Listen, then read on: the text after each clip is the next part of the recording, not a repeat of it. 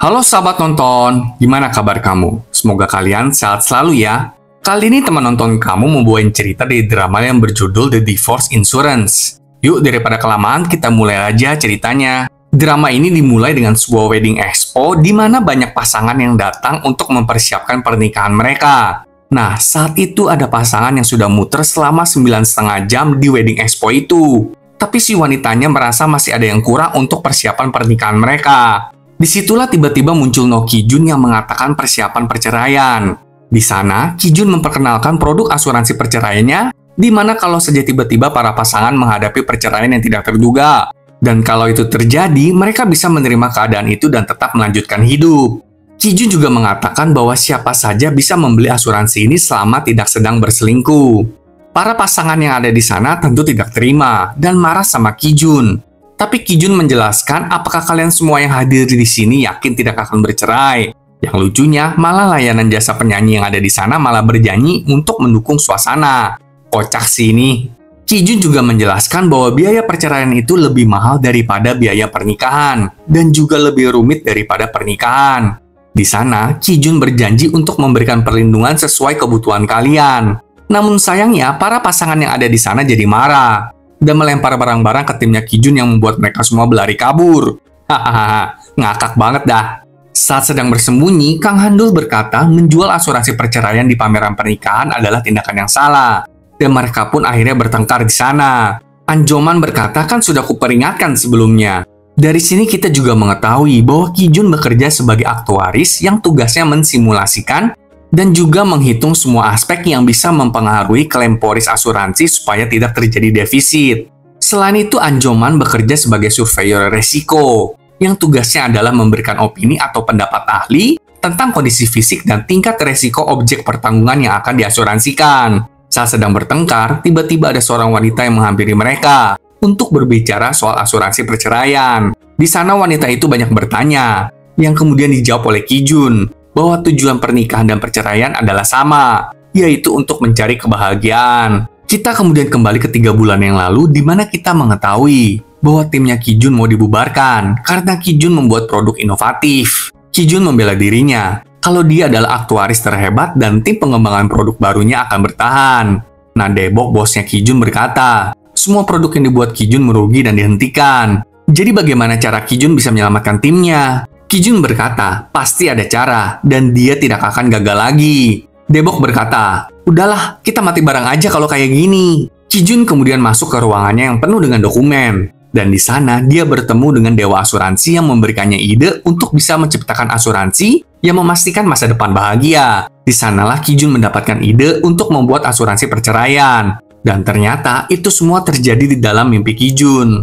Keesokan harinya di kantor, Ki-jun datang menghampiri Daebok untuk menyampaikan ide yang didapat dari mimpinya. Daebok menolak idenya Ki-jun, karena sebelumnya ide-idenya Ki-jun gagal semua, dan membuat timnya tinggal berdua mereka aja.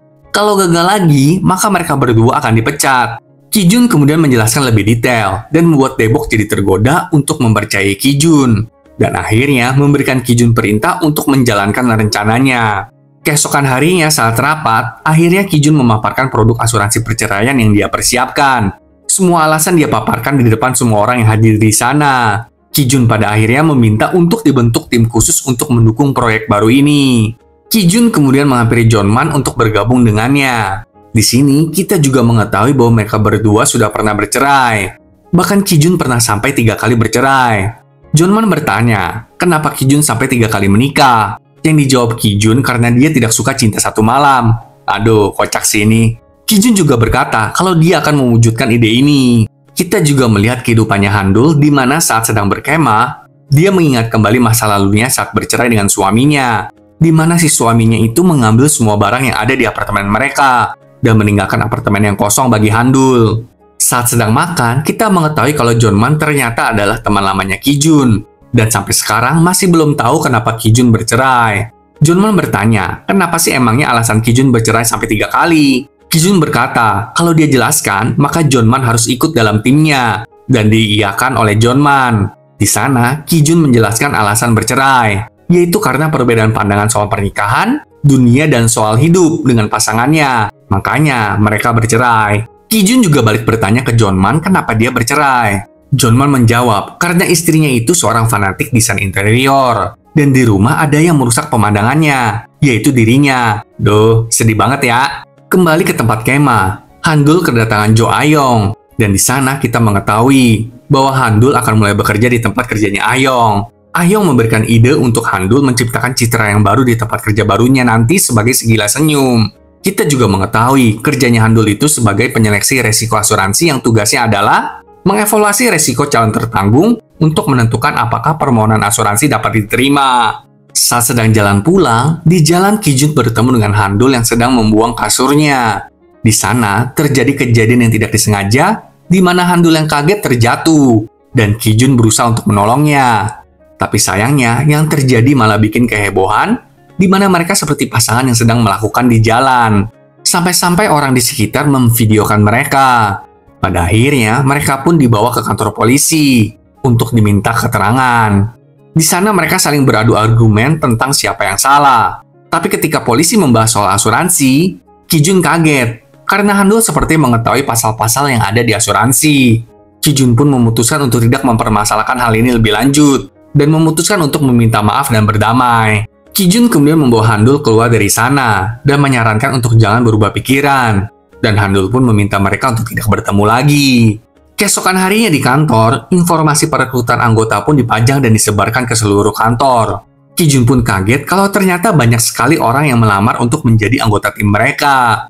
Nggak cuma Kijun, tapi Jonman dan Debok pun kaget melihat saking banyaknya pelamar. Kijun pun akhirnya mewawancarai semua pelamar yang melamar. Tapi tidak ada yang cocok dengan timnya, sampai pada akhirnya ketemu dengan Handul yang membuat Kijun kaget. Kijun pun mewawancarai Handul dan mengetahui dari resumenya kalau dia adalah seorang penyeleksi resiko dan yang paling baru bercerai di antara semua pelamar yang ada. Handul meyakinkan Kijun kalau dia membutuhkan orang seperti Handul kalau mau proyek ini sukses. Dan Kijun akhirnya menerimanya sebagai anggota tim.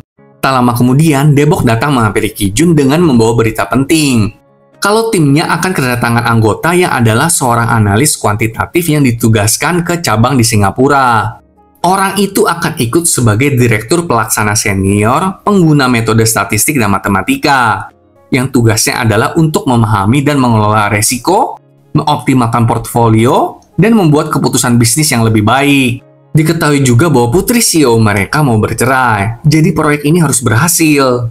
Keesokan harinya di kantor, akhirnya setiap anggota tim khususnya Kijun pun berkumpul satu persatu untuk menyukseskan proyek ini. Dan total ada 6 anggota yang akan menjadi satu tim. Di dalam lift, Kijun bertanya tentang kapan direktur pelaksana senior akan bergabung. Debok pun berkata hari ini, karena ingin ikut proyek ini dari awal. Ayong dan Jonman bertanya tentang posisi analis kuantitatif apakah diperlukan sebenarnya di tim pengembangan produk asuransi. Kita juga melihat bahwa seorang wanita akhirnya datang dan menghampiri mereka di lift. Pas masuk, wanita itu langsung menyuruh mereka melakukan beberapa hal untuk dilakukan. Debok bertanya siapa wanita itu. Dan wanita itu memperkenalkan kalau dirinya adalah John Nare. Ternyata dia adalah direktur pelaksana senior itu. Mereka pun memberikan hormat kepada Nare. Dan Nare pun memberikan salam ke Kijun. Debok bertanya, apakah kalian saling kenal emangnya? Yang dijawab oleh Nare kalau dia adalah mantan istrinya Kijun. Yang kemudian dijawab bukan oleh Kijun, tapi mantan istriku. Ya artinya adalah istri pertama dari Kijun. Setelah mendengarkan berita yang mengejutkan itu, mereka kemudian berkumpul untuk meeting. Nare mengatakan kalau dia ingin mengembangkan prediksi asuransi perceraian berbasis data besar, di mana data ini sudah dipakai untuk memprediksi banyak hal. Maka dari itu, Nare ingin mengumpulkan data besar ini. Tapi hal itu ditentang oleh Handul, karena perceraian itu tak bisa dianggap sebagai kejadian tak terduga. Handul berkata, kalau perlu dipastikan dulu bahwa perceraian adalah jenis resiko yang memerlukan perlindungan. Hal itu disukai juga oleh Kijun. Tapi Nare tidak menyerah begitu aja. Dia memutuskan untuk fokus pada perluasan data terlebih dahulu. Melihat ketegangan yang ada, Debok menyarankan untuk memakai kedua cara itu. Nare akhirnya menyarankan untuk membagi jadi 2 tim aja kalau gitu. Tim yang cari pembenaran dan tim yang memperkuat data. Kijun setuju dan mengajak Handul bekerja sama. Karena ini jenis asuransi yang baru, Nare juga mengarahkan Ayong untuk meninjau aspek hukumnya gimana. Selain itu, Jonman yang akan melakukan verifikasi tingkat resiko dan Nare yang akan menghitung kesesuaian tingkat resikonya. Nare juga menyarankan untuk bekerja sama dengan Jonman. Dengan pembagian tugas ini, meeting mereka pun selesai. Sebelum berpisah, Nare meminta Kijun untuk bersikap biasa aja terhadapnya. Diketahui juga bahwa Nare sebenarnya harus pergi ke Tiongkok dan akan pergi ke sana setelah proyek ini selesai. Maka dari itu, Nare meminta Kijun untuk memakai keahliannya dan membereskan proyek ini secepatnya, sehingga Nare tidak akan mengganggunya lagi. Nare juga berkata, apakah aku membuatnya tidak nyaman? Yang dijawab tidak oleh Kijun, karena mereka kan sudah lama berpisah.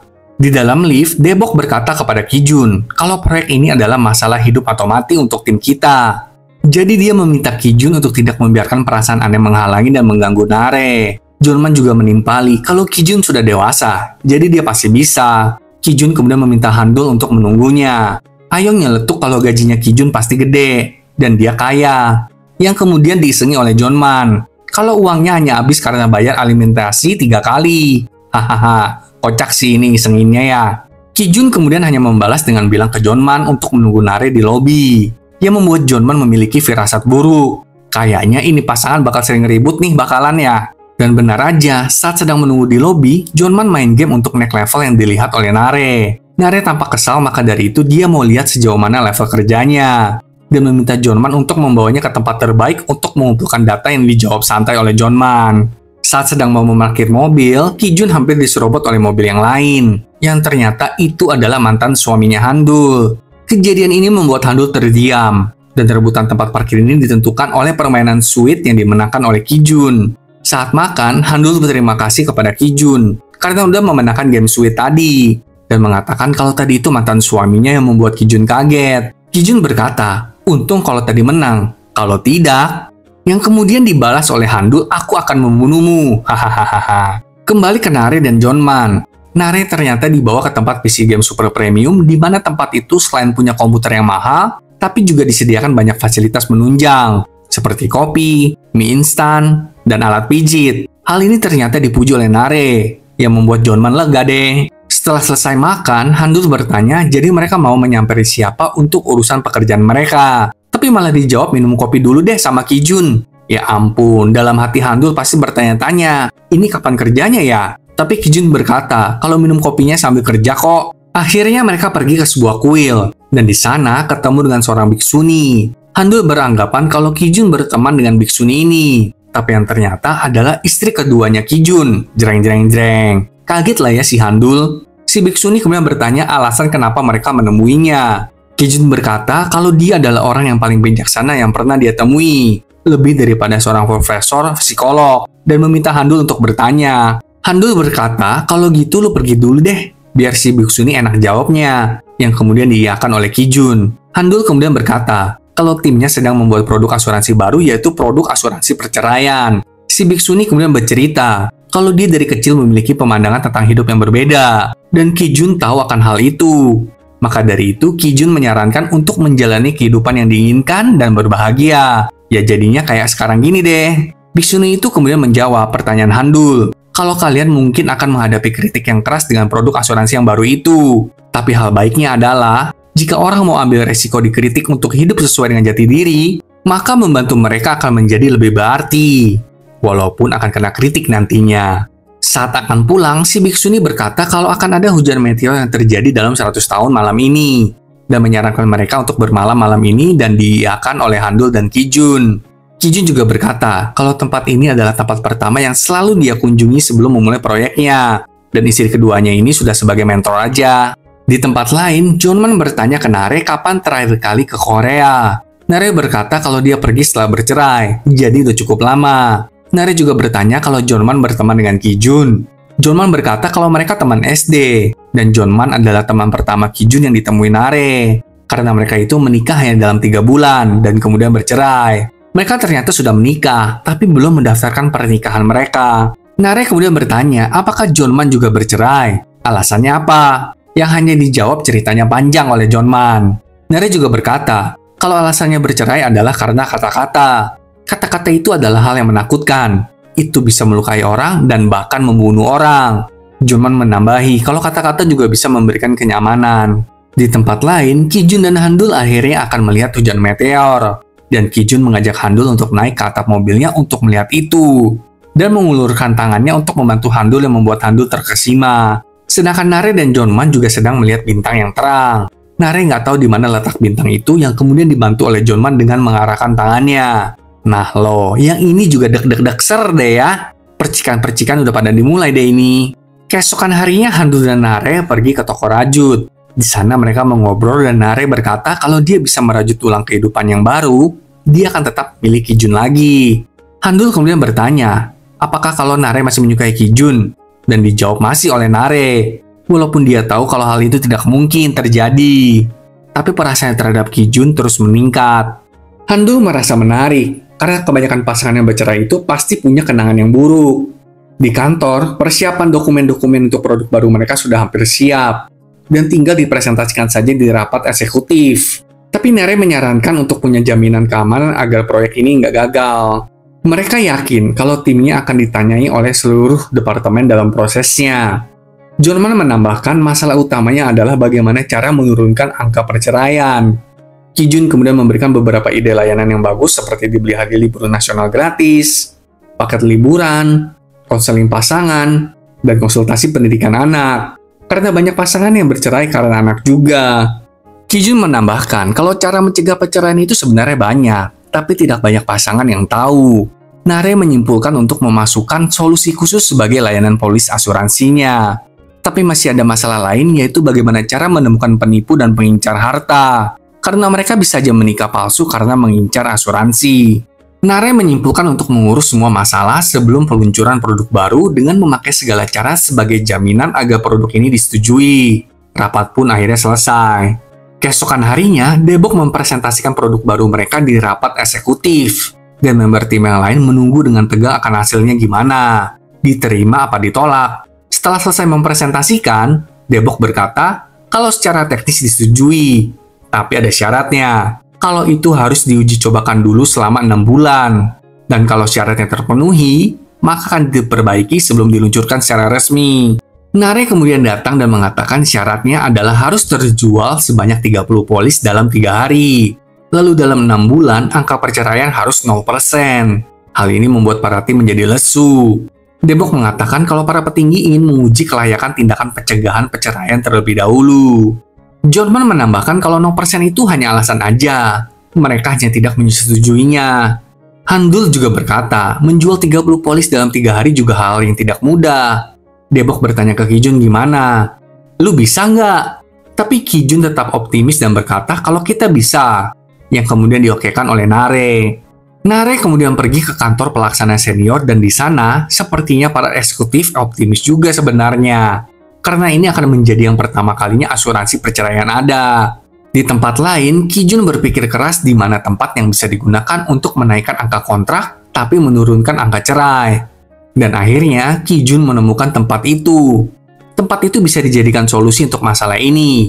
Dan itu adalah di pameran pernikahan. Handul bertanya benar nih, kita harus jual asuransi perceraian di sini.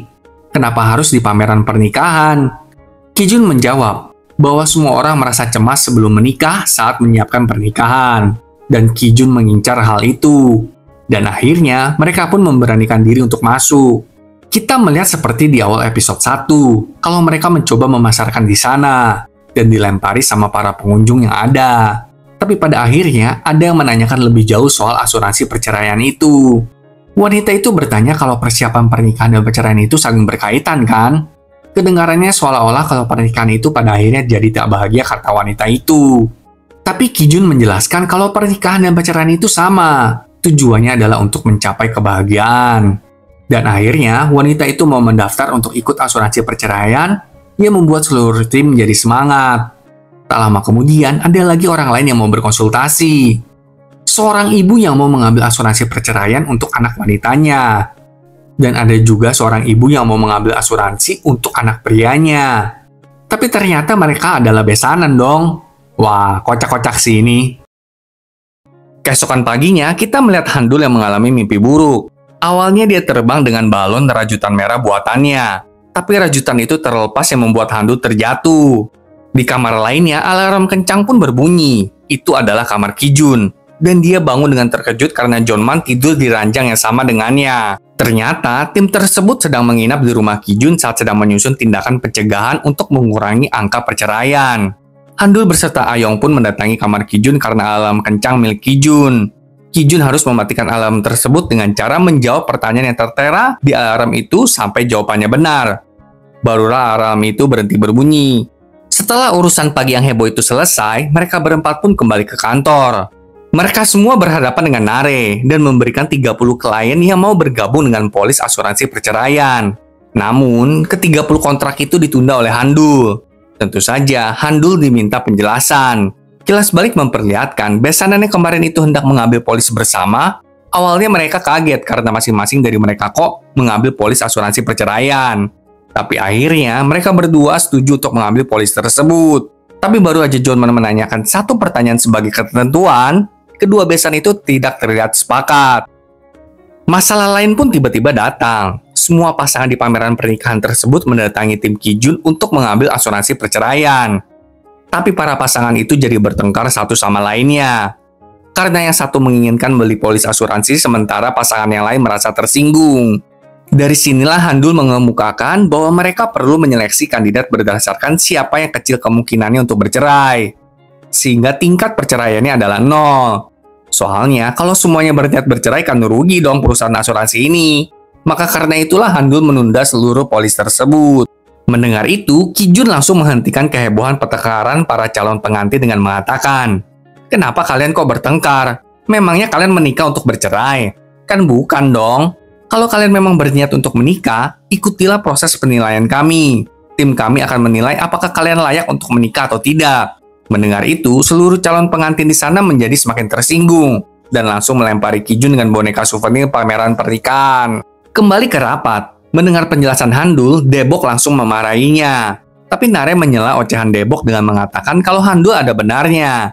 Misalnya, semua pasangan itu benar-benar menandatangani polis, dan ternyata para pasangan itu bercerai nantinya yang rugikan perusahaan juga.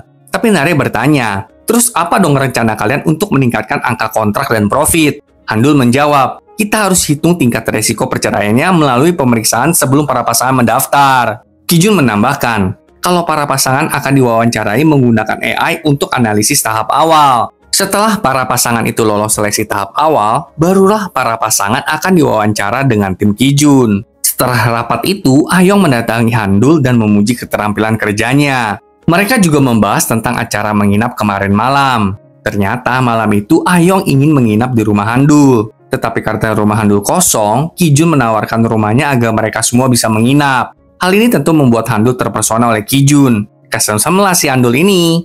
Namun malam itu, Ayong mendengar Kijun berbicara dengan seseorang di telepon. Kijun terdengar manis dan khawatir saat berbicara dengan orang tersebut. Dan Ayong memberitahu Handul bahwa Kijun mungkin punya pacar. Langsung sedihlah Handul mendengar cerita Ayong. Kembali ke pekerjaan, tim mulai melatih model AI untuk menyaring pasangan di seleksi awal. Sekarang, mereka harus melakukan beberapa tes bersama dengan AI tersebut. Untuk sampel menikah, Debok akan melakukannya. Untuk sampel lajang, Ayong yang akan melakukannya. Untuk sampel bercerai, Johnman yang melakukannya. Untuk sampel yang sering bercerai, tentu saja Kijun yang melakukannya. Untuk sampel yang menikah lagi, mereka terpaksa mendatangkan Oh Jong-do, seorang kolega dari tim lain yang dibenci semua orang karena dia egois. Pelatihan tes sampel AI pun dimulai. Debok yang pertama melakukannya. Tapi dari semua pertanyaan yang dilontarkan AI, Debok dengan kecewa dan sedih menjawab nomor 5 melulu. Yang artinya kagak harmonis pernikahannya Debok. Sehingga AI menyimpulkan kalau Debok beresiko tinggi untuk bercerai. Ngamuklah Debok mengetahui hasil tersebut.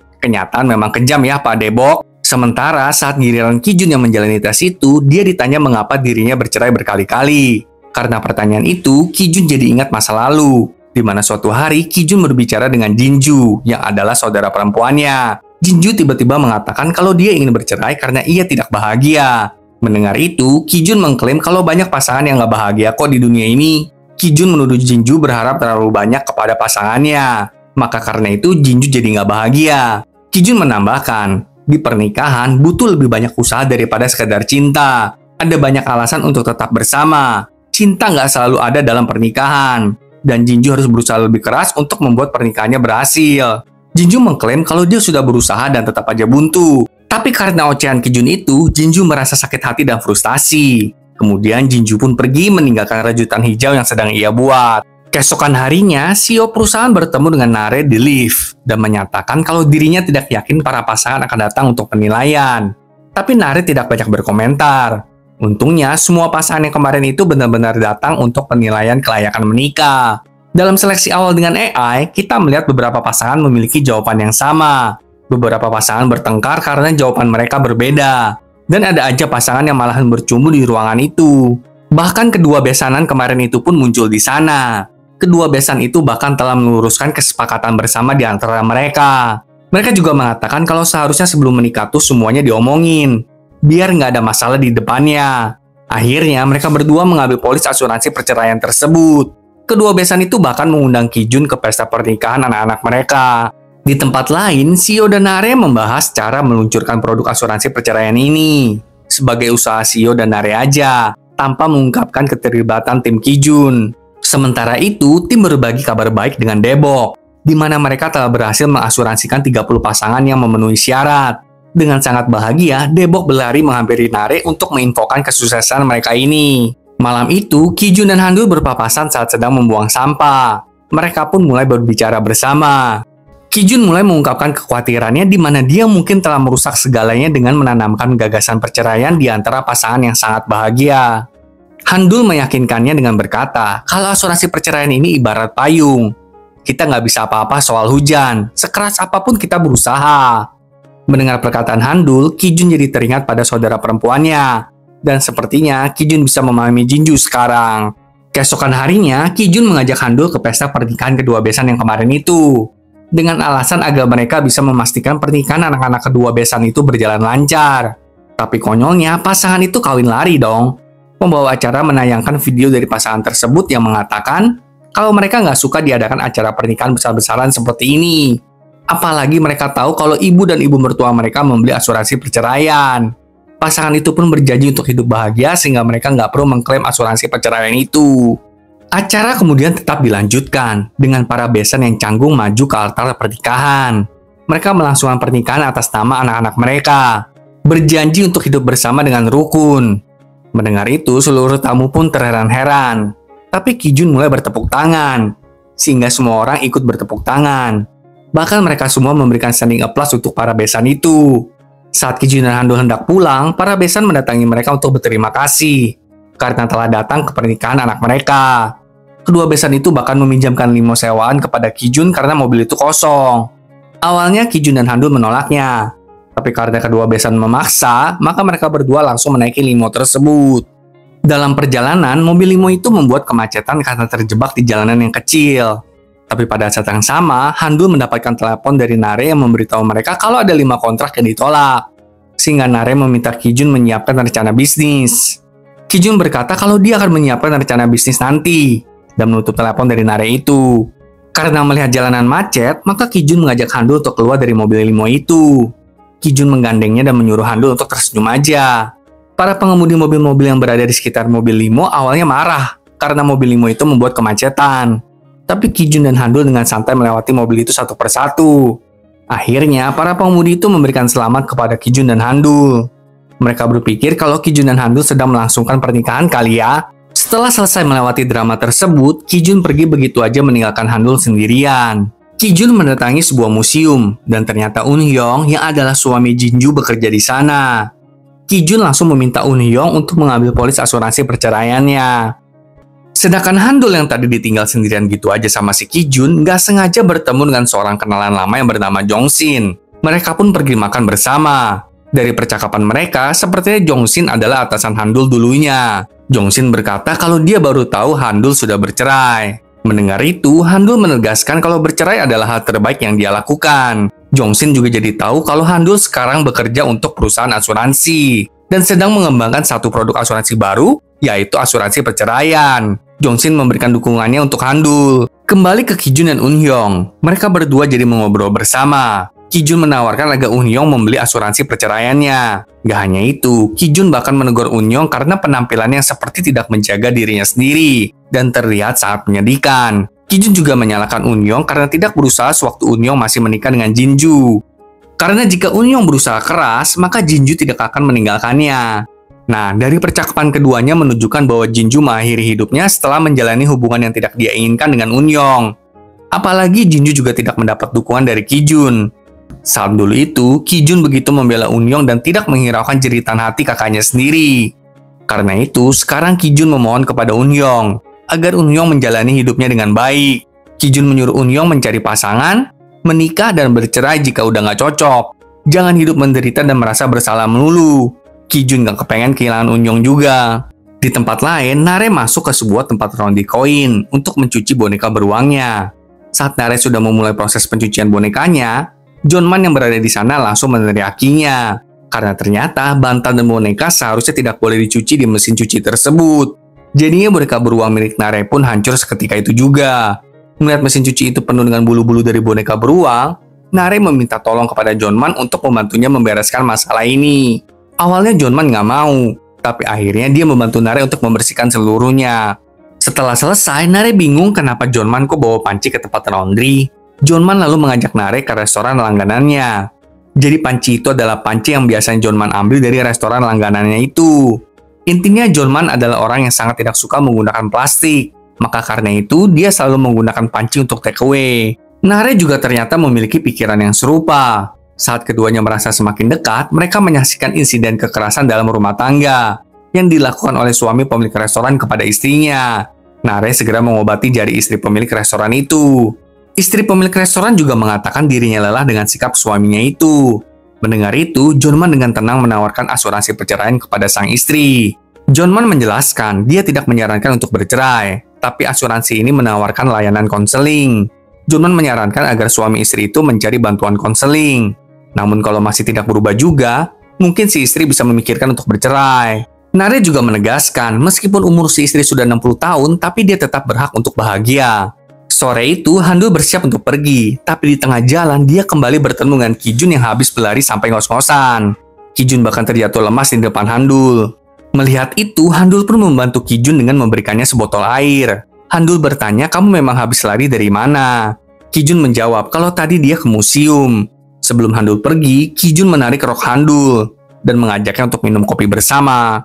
Kembali ke Jonman dan Nare, mereka akhirnya berjalan pulang. Di persimpangan jalan, Nare menanyakan apakah dia bisa makan bareng sama Jonman di rumah Jonman. Dengan tegas, Jonman menjawab kalau dia tidak mengundang siapapun ke rumahnya. Tapi pada waktu yang sama, perut Nare berbunyi. Mendengar raungan perut Nare, Jonman akhirnya mau nggak mau mengajak Nare ke rumahnya. Sedangkan Kijun dan Handul, keduanya akhirnya beneran pergi minum kopi bersama. Setelah Jonman menegak kopinya, dia pun sandaran dan tertidur. Sementara Handul, dia melanjutkan merajut rajutannya yang belum selesai. Setelah beberapa lama, Kijun akhirnya terbangun. Dia kaget karena sekarang mejanya penuh dengan makanan. Handul berkata, itu karena Kijun tertidur. Jadi Handul nggak enak lah sama pemilik kafe itu. Makanya dia pesan banyak deh. Kijun menanggapi, kenapa kamu nggak bangunin aku? Handul menjawab, itu karena aku melihat kamu sangat kelelahan. Sepertinya kamu butuh tidur. Karena Kijun melihat Handul sedang merajut, Kijun bertanya apakah Handul bisa mengajari Kijun merajut. Karena ada rajutan yang belum selesai. Ini pasti adalah rajutan hijau milik Jinju. Setelah mengatakan itu, Kijun mengajak Handul untuk pergi mencari udara segar. Ternyata mereka pergi ke supermarket. Di sana keduanya berbicara tentang pernikahan mereka di masa lalu. Kijun bertanya kenapa Handul bercerai. Handul menjawab karena dirinya bodoh, dan bertanya balik kenapa Kijun bercerai dengan Nare. Kijun menjawab itu karena terkadang Kijun menjadi orang yang sangat cerewet. Kita lalu melihat sekilas hubungan Kijun dengan Nare. Saat itu mereka berdua baru menikah. Tapi hari itu Nare ada janjian ketemuan sama teman lelakinya yang baru datang dari Amerika. Kijun mengira kalau Nare dan temannya itu akan bertemu di rumah mereka. Tapi ternyata Nare dan temannya itu akan bertemu di rumah lama Nare saat dia masih lajang dulu. Kijun tentu tidak memahami pemikiran Nare. Tapi Nare menjelaskan kalau pernikahan itu ya tidak membuat pasangan suami istri jadi terkekang. Mereka masih bisa hidup bebas. Karena menurut Nare, pernikahan bukanlah segalanya. Di rumah Jonman, Nare dan Jonman juga berbicara tentang pernikahan mereka sebelumnya. Jonman mengatakan kalau dia suka rumah yang minimalis dan tidak terlalu banyak barang. Dan itu sangat berbeda dengan mantan istrinya. Jonman jadi menyadari kalau yang dia butuhkan hanyalah ruang untuknya sendiri. Mendengar itu, Nare kembali menyetujui pemikiran Jonman. Nare sangat menjunjung tinggi ruang pribadinya, yang tidak boleh dicampuri oleh pasangan, hanya karena mereka suami istri. Nare juga melihat ada sebuah batu besar di rumah Jonman. Juman mengatakan kalau itu adalah batu yang diambil dari memancing. Juman mengatakan kalau dia dan Kijun sangat suka memancing. Nare terkejut karena dia baru tahu kalau mantan suaminya suka memancing. Kembali ke supermarket, Handul sedang mencari barang sendirian dan tiba-tiba bertemu dengan mantan suami yang sedang bersama dengan istri barunya. Mantan suami Handul langsung menyerang Handul secara verbal, mengatakan kalau Handul mengikutinya. Buset, ini laki kegeeran banget dah ya. Awalnya Handul gugup dan menabrak barang di supermarket itu. Lalu ketika Handul hendak membereskan barang-barang yang jatuh itu, mantan suaminya malahan mendorong keranjang bawaannya ke punggung Handul berkali-kali. Karena frustasi, akhirnya Handul berteriak dengan kencang. Mantan suami Handul makin gak senang dan mencoba menyerang Handul lebih lagi. Tapi untung aja Kijun datang tepat waktu untuk menghentikannya.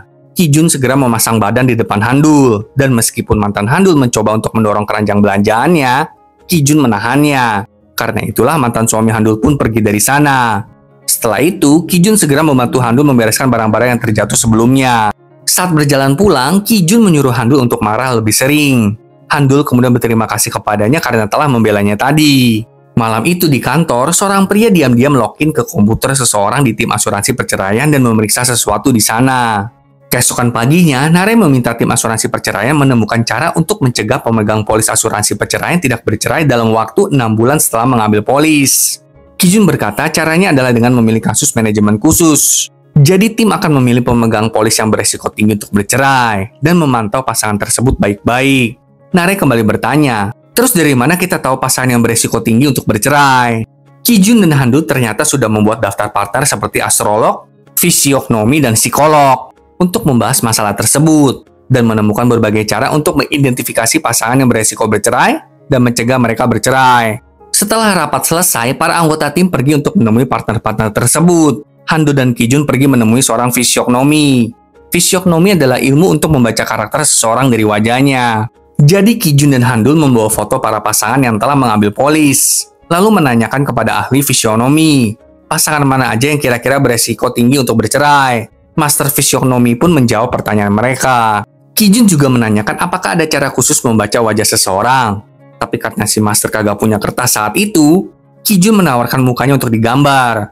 Setelah selesai, Handul dan Kijun pun pamit pulang dengan muka mereka yang sudah dicoret-coret oleh si Master. Master juga memberitahu mereka, ada yang lebih penting dari wajah seseorang. Itu adalah hatinya. Pada akhirnya, hatilah yang membentuk fisik kita. Jadi mungkin aja fisiognomi seseorang berubah. Di tengah-tengah semua ini, Kijun mendapat telepon dari Kim Sonman.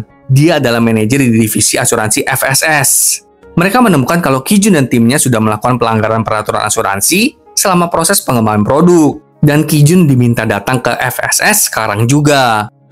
Akhirnya Kijun dan Handul mendatangi FSS karena dugaan mereka telah melakukan pelanggaran saat mempromosikan produk asuransi perceraian mereka. Kim Sonman yang adalah manajer di divisi asuransi FSS mengatakan kalau seseorang mengadukan adanya pelanggaran di brosur yang mereka bagikan kepada para klien. Seharusnya brosur asuransi nggak boleh ada promo hadiah lebih dari 30.000 won. Namun di brosurnya Kijun tertulis kalau mereka akan mengadakan upacara perceraian yang pastinya itu lebih dari 30.000 won. Handul dan Kijun terus membantah pernyataan itu demi melindungi pendapat dari sisi mereka. Tapi akhirnya pendapat mereka dikalahkan oleh Kim Sonman. Karena panik, Kijun menyebutkan bahwa mereka tidak akan melakukan upacara perceraian. Mendengar itu, Kim Sonman bertanya, kalau gitu promo di brosur kalian itu bohong dong. Kijun segera membalikkan keadaan dan berkata, enggak, bukan begitu. Kami tidak akan melakukan upacara perceraian karena kami akan memastikan bahwa 10 pemegang polis pertama tidak akan bercerai. Kali ini, Handul yang terkejut dengan pernyataan si Kijun. Namun Kim Sonman menerima argumen Kijun dan melepaskan mereka dengan peringatan. Kalau sampai perkataan Kijun nggak benar, maka mereka pasti akan mendapatkan hukumannya. Di tempat lain, Jolman dan Nare bertemu dengan seorang konselor pernikahan yang membantu mereka memahami para pasangan pemegang polis dengan resiko perceraian tertinggi. Konselor pernikahan memilih satu pasangan yang dianggap memiliki resiko perceraian tertinggi. Itu adalah pasangan yang mengaku tidak pernah bertengkar dengan pasangannya. Yang kita tahu lah ya kalau itu tidak mungkin. Konselor pernikahan menyebutkan, mengaku tidak ada konflik sebenarnya menunjukkan adanya masalah. Nah lo kan, siapa tuh yang di depan publik mesra banget? Hati-hati aja sih, hahaha. Maka karena itulah si konselor pernikahan memilih pasangan tersebut sebagai pasangan yang memiliki resiko perceraian paling tinggi. Sementara itu, Ayong mendatangi sebuah toko roti. Ayong mencoba bekerja sama dengan toko roti itu. supaya toko roti itu bisa mengadakan kelas membuat roti untuk menumbuhkan keharmonisan di antara pasangan. Tapi si pembuat roti mengatakan bahwa pekerjaan membuat roti ini membutuhkan kerja keras yang bisa menumbuhkan stres. Takutnya para pasangan yang udah nggak harmonis jadi makin nggak harmonis karena berdebat karena membuat roti. Pada saat yang sama, seorang pria dari Kencan Buta Ayong tiba-tiba muncul di depan kaca toko roti tersebut. Tentu saja, hal ini membuat Ayong tidak nyaman karena dia nggak suka sama pria itu. Pria itu bernama Wungsik. Wungsik orangnya tuh sangat bersemangat dan mapan. Karena ternyata ayah Wungsik lah pemilik gedung tersebut. Pembuat roti juga menjelaskan kalau Wungsik mengelola studio menari dan memberikan ide kepada Ayong agar para pasangan ikut kelas menari aja. Wungsik pun masuk ke dalam toko dan menyapa Ayong. Di saat pembuat roti meninggalkan mereka, Ayong langsung meminta Wungsik untuk mengajar menari kepada para pasangan, sembari menyerahkan kartu namanya. Lalu Ayong pergi tanpa menunggu jawaban dari Wungsik. Keesokan harinya di kantor, tim Kijun terapat bersama dengan Daebok. Daebok sangat marah ketika tahu ada masalah FSS tersebut, dan lebih marah lagi ketika dia melihat list para pemegang polis yang memiliki resiko tinggi bercerai. Tapi Handul mencoba menenangkan Daebok dan mengatakan kalau para ahli sepertinya membuat list yang sama satu dengan yang lainnya. Tapi masalahnya nih, para ahli sama-sama memilih satu pasangan yang kemungkinan besar akan bercerai dalam 6 bulan. Dan pasangan ini juga termasuk dalam 10 pendaftar pertama asuransi tersebut. Mendengar pernyataan itu, makin gilalah Daebok. Stres berat dia jadinya. Sementara itu, si Hyojung mendatangi Nare dan menanyakan tentang kemarin Kijun dipanggil oleh FSS. Nare menjelaskan kalau sepertinya tim membuat kesalahan dengan salah satu ketentuan di brosur promosi. Pak Jung memperingatkan Nare kalau produk asuransi perceraian ini harus berhasil diluncurkan. Kemudian Kijun dan Handul berdiskusi untuk menemui pasangan yang diramakan memiliki resiko tertinggi untuk bercerai. Sang istri bernama Mire. Kijun mengajak Handul untuk mendatangi Mire ke rumahnya. Intinya mereka ingin mengawasi Mire agar mereka dapat mencegah Mire untuk tidak bercerai, sehingga perusahaan nggak dirugikan. Di sisi lain, karena masalah FSS kemarin, Nare meminta petugas keamanan untuk menyelidiki kemungkinan adanya peretasan di komputer tim asuransi perceraian. Karena menurut Nare, seseorang yang mengadu ke FSS mungkin saja pekerjaan orang dalam. Namun petugas keamanan mengatakan kalau ada 2 orang telah menggunakan komputer perusahaan di luar jam kerja. Dan kedua orang itu adalah Kijun dan Handul. Tentu saja, Nare terkejut mendengar hal tersebut. Di perusahaan asuransi lain, Jongsin yang adalah teman Handul yang kemarin makan bareng itu loh. Dia meminta sekretaris di perusahaannya untuk meluncurkan produk baru. Dan itu adalah produk asuransi perceraian dong. Sepertinya Jongsin ini jahat deh. Dia kayaknya ingin menyabotase asuransi perceraian milik Handul dan timnya. Sementara itu, Kijun dan Handul sampai di rumah Mire. Kijun dan Handul disambut oleh dekorasi yang nggak biasa. Sepertinya Mire adalah seorang peramal kartu tarot. Karena tidak ingin makin disalahpahami, akhirnya Kijun dan Handul jujur kalau mereka datang bukan untuk diramal. Tapi mereka datang untuk membahas tentang asuransi perceraian yang telah Mire ambil sebelumnya. Di sanalah Kijun dan Handul terkejut saat mengetahui kalau ternyata Mire bersikeras untuk bercerai. Mereka panik, tetapi Mire mengusir mereka dan menolak untuk mendengarkan mereka. Karena itulah mereka berdua akhirnya memutuskan untuk diramal dengan kartu tarot, supaya mereka bisa masuk kembali ke rumah Mire. Handul lalu bertanya apakah timnya bisa berhasil dalam pekerjaannya. Mire lalu menyuruh Handul untuk mengambil 3 kartu tarot. Setelah Handul mengambil ketiga kartu tarot itu, Mire mulai membaca kartu tarot tersebut dan menyatakan kalau tim Handul akan berhasil, meskipun prosesnya mungkin sulit. Mendengar ramalan itu, Handul dan Kijun pun bergembira. Handul lalu mengatakan kalau dia ingin membantu Mire hidup bahagia di dalam pernikahannya, supaya dia nggak jadi bercerai. Handul mengatakan jika pembacaan tarot itu benar, Mire nggak boleh bercerai. Tapi jika Mire bercerai, berarti pembacaan tarot yang baru aja Mire bacakan itu salah. Hal ini tentu membuat Mire berada di dalam dilema besar. Bagaimanapun, Mire lalu membuka diri tentang kesulitannya. Awalnya, Mire bertemu dengan suaminya yang sekarang itu saat mereka sama-sama sedang melakukan perjalanan backpacker ke Santiago. Dari sanalah mereka menjadi semakin dekat dan akhirnya menikah. Tapi kita semua tahu, pernikahan bukanlah akhirnya. Mire lalu melanjutkan ceritanya. Suami Mire adalah seorang fotografer yang suka keliling dunia. Dia pergi setidaknya 3.500 jam untuk setiap penugasannya. Maka karena itulah mereka berdua nggak pernah bertengkar. Ya karena ternyata mereka memang jarang banget bertemu. Makin lama Mire makin merasa kalau dirinya sendirian di dalam pernikahan ini. Padahal Mire bermimpi kalau dia akan memiliki anak dan membangun masa depan keluarganya bersama dengan suaminya. Mendengar itu, Handul berkata, jika Mire memang masih mencintai suaminya, mari kita bersama mencari jalan keluar dari permasalahan ini. Namun dengan tidak berharap apapun, Mire menjawab, ya udah, kalian coba aja cari solusinya. Dan kalau memang solusi itu berjalan lancar, aku tidak akan bercerai. Sedangkan Nare dan Jonman bertemu kembali di atap gedung kantor mereka, di mana Jonman sedang bermain yoyo. Nare melihatnya dan ingin agar Jonman mengajarinya. Akhirnya, Jonman dengan sabar mengajari Nare bermain yoyo. Momen itu cukup membuat kita melihat kalau Nare sepertinya mulai tumbuh perasaan kepada Jonman. Tapi bagaimanakah dengan Jonman? Di tempat lain, Kijun dan Handul memanggil Ayong untuk pergi bersama ke desa Gorangge, di mana suami Mire berada. Mereka ingin membantu Mire menyelamatkan pernikahannya. Saat Kijun, Handul, dan Ayong tiba di desa Gorangge, mereka bertiga terkagum-kagum oleh keindahan pemandangan di desa tersebut. Tapi yang namanya drama ya, di sana mereka bertemu Wungsik dong, yang sedang bekerja bersama dengan para petani. Ternyata salah satu ladang di sana adalah milik Wungsik. Meskipun Wungsik berasal dari keluarga yang kaya, dia tetap bekerja keras dengan menjadi seorang petani. Wungsik bahkan kepala desa di desa tersebut. Tentu saja hal ini membuat Ayong terkejut dan tidak percaya dengan semua kebetulan ini.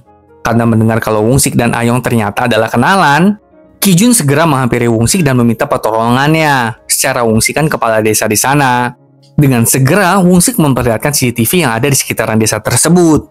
Di CCTV, tim asuransi melihat kalau ada mobil suami Mire yang masuk ke desa itu dan belum meninggalkan desa tersebut. Yang berarti suami Mire seharusnya masih ada di dalam desa itu. Akhirnya mereka berempat pun membagi tugas menjadi dua kelompok. Wungsik dan Ayong akan mencari suami Mire di dalam desa, sedangkan Kijun dan Handul akan mencari suami Mire di dalam hutan. Kemudian Kijun dan Handul mulai mendaki gunung tersebut dan berjalan di dalam hutan. Dalam perjalanan, Handul hampir terpeleset. Melihat itu, Kijun akhirnya menggandeng tangan Handul. Demi keselamatan sih alasannya.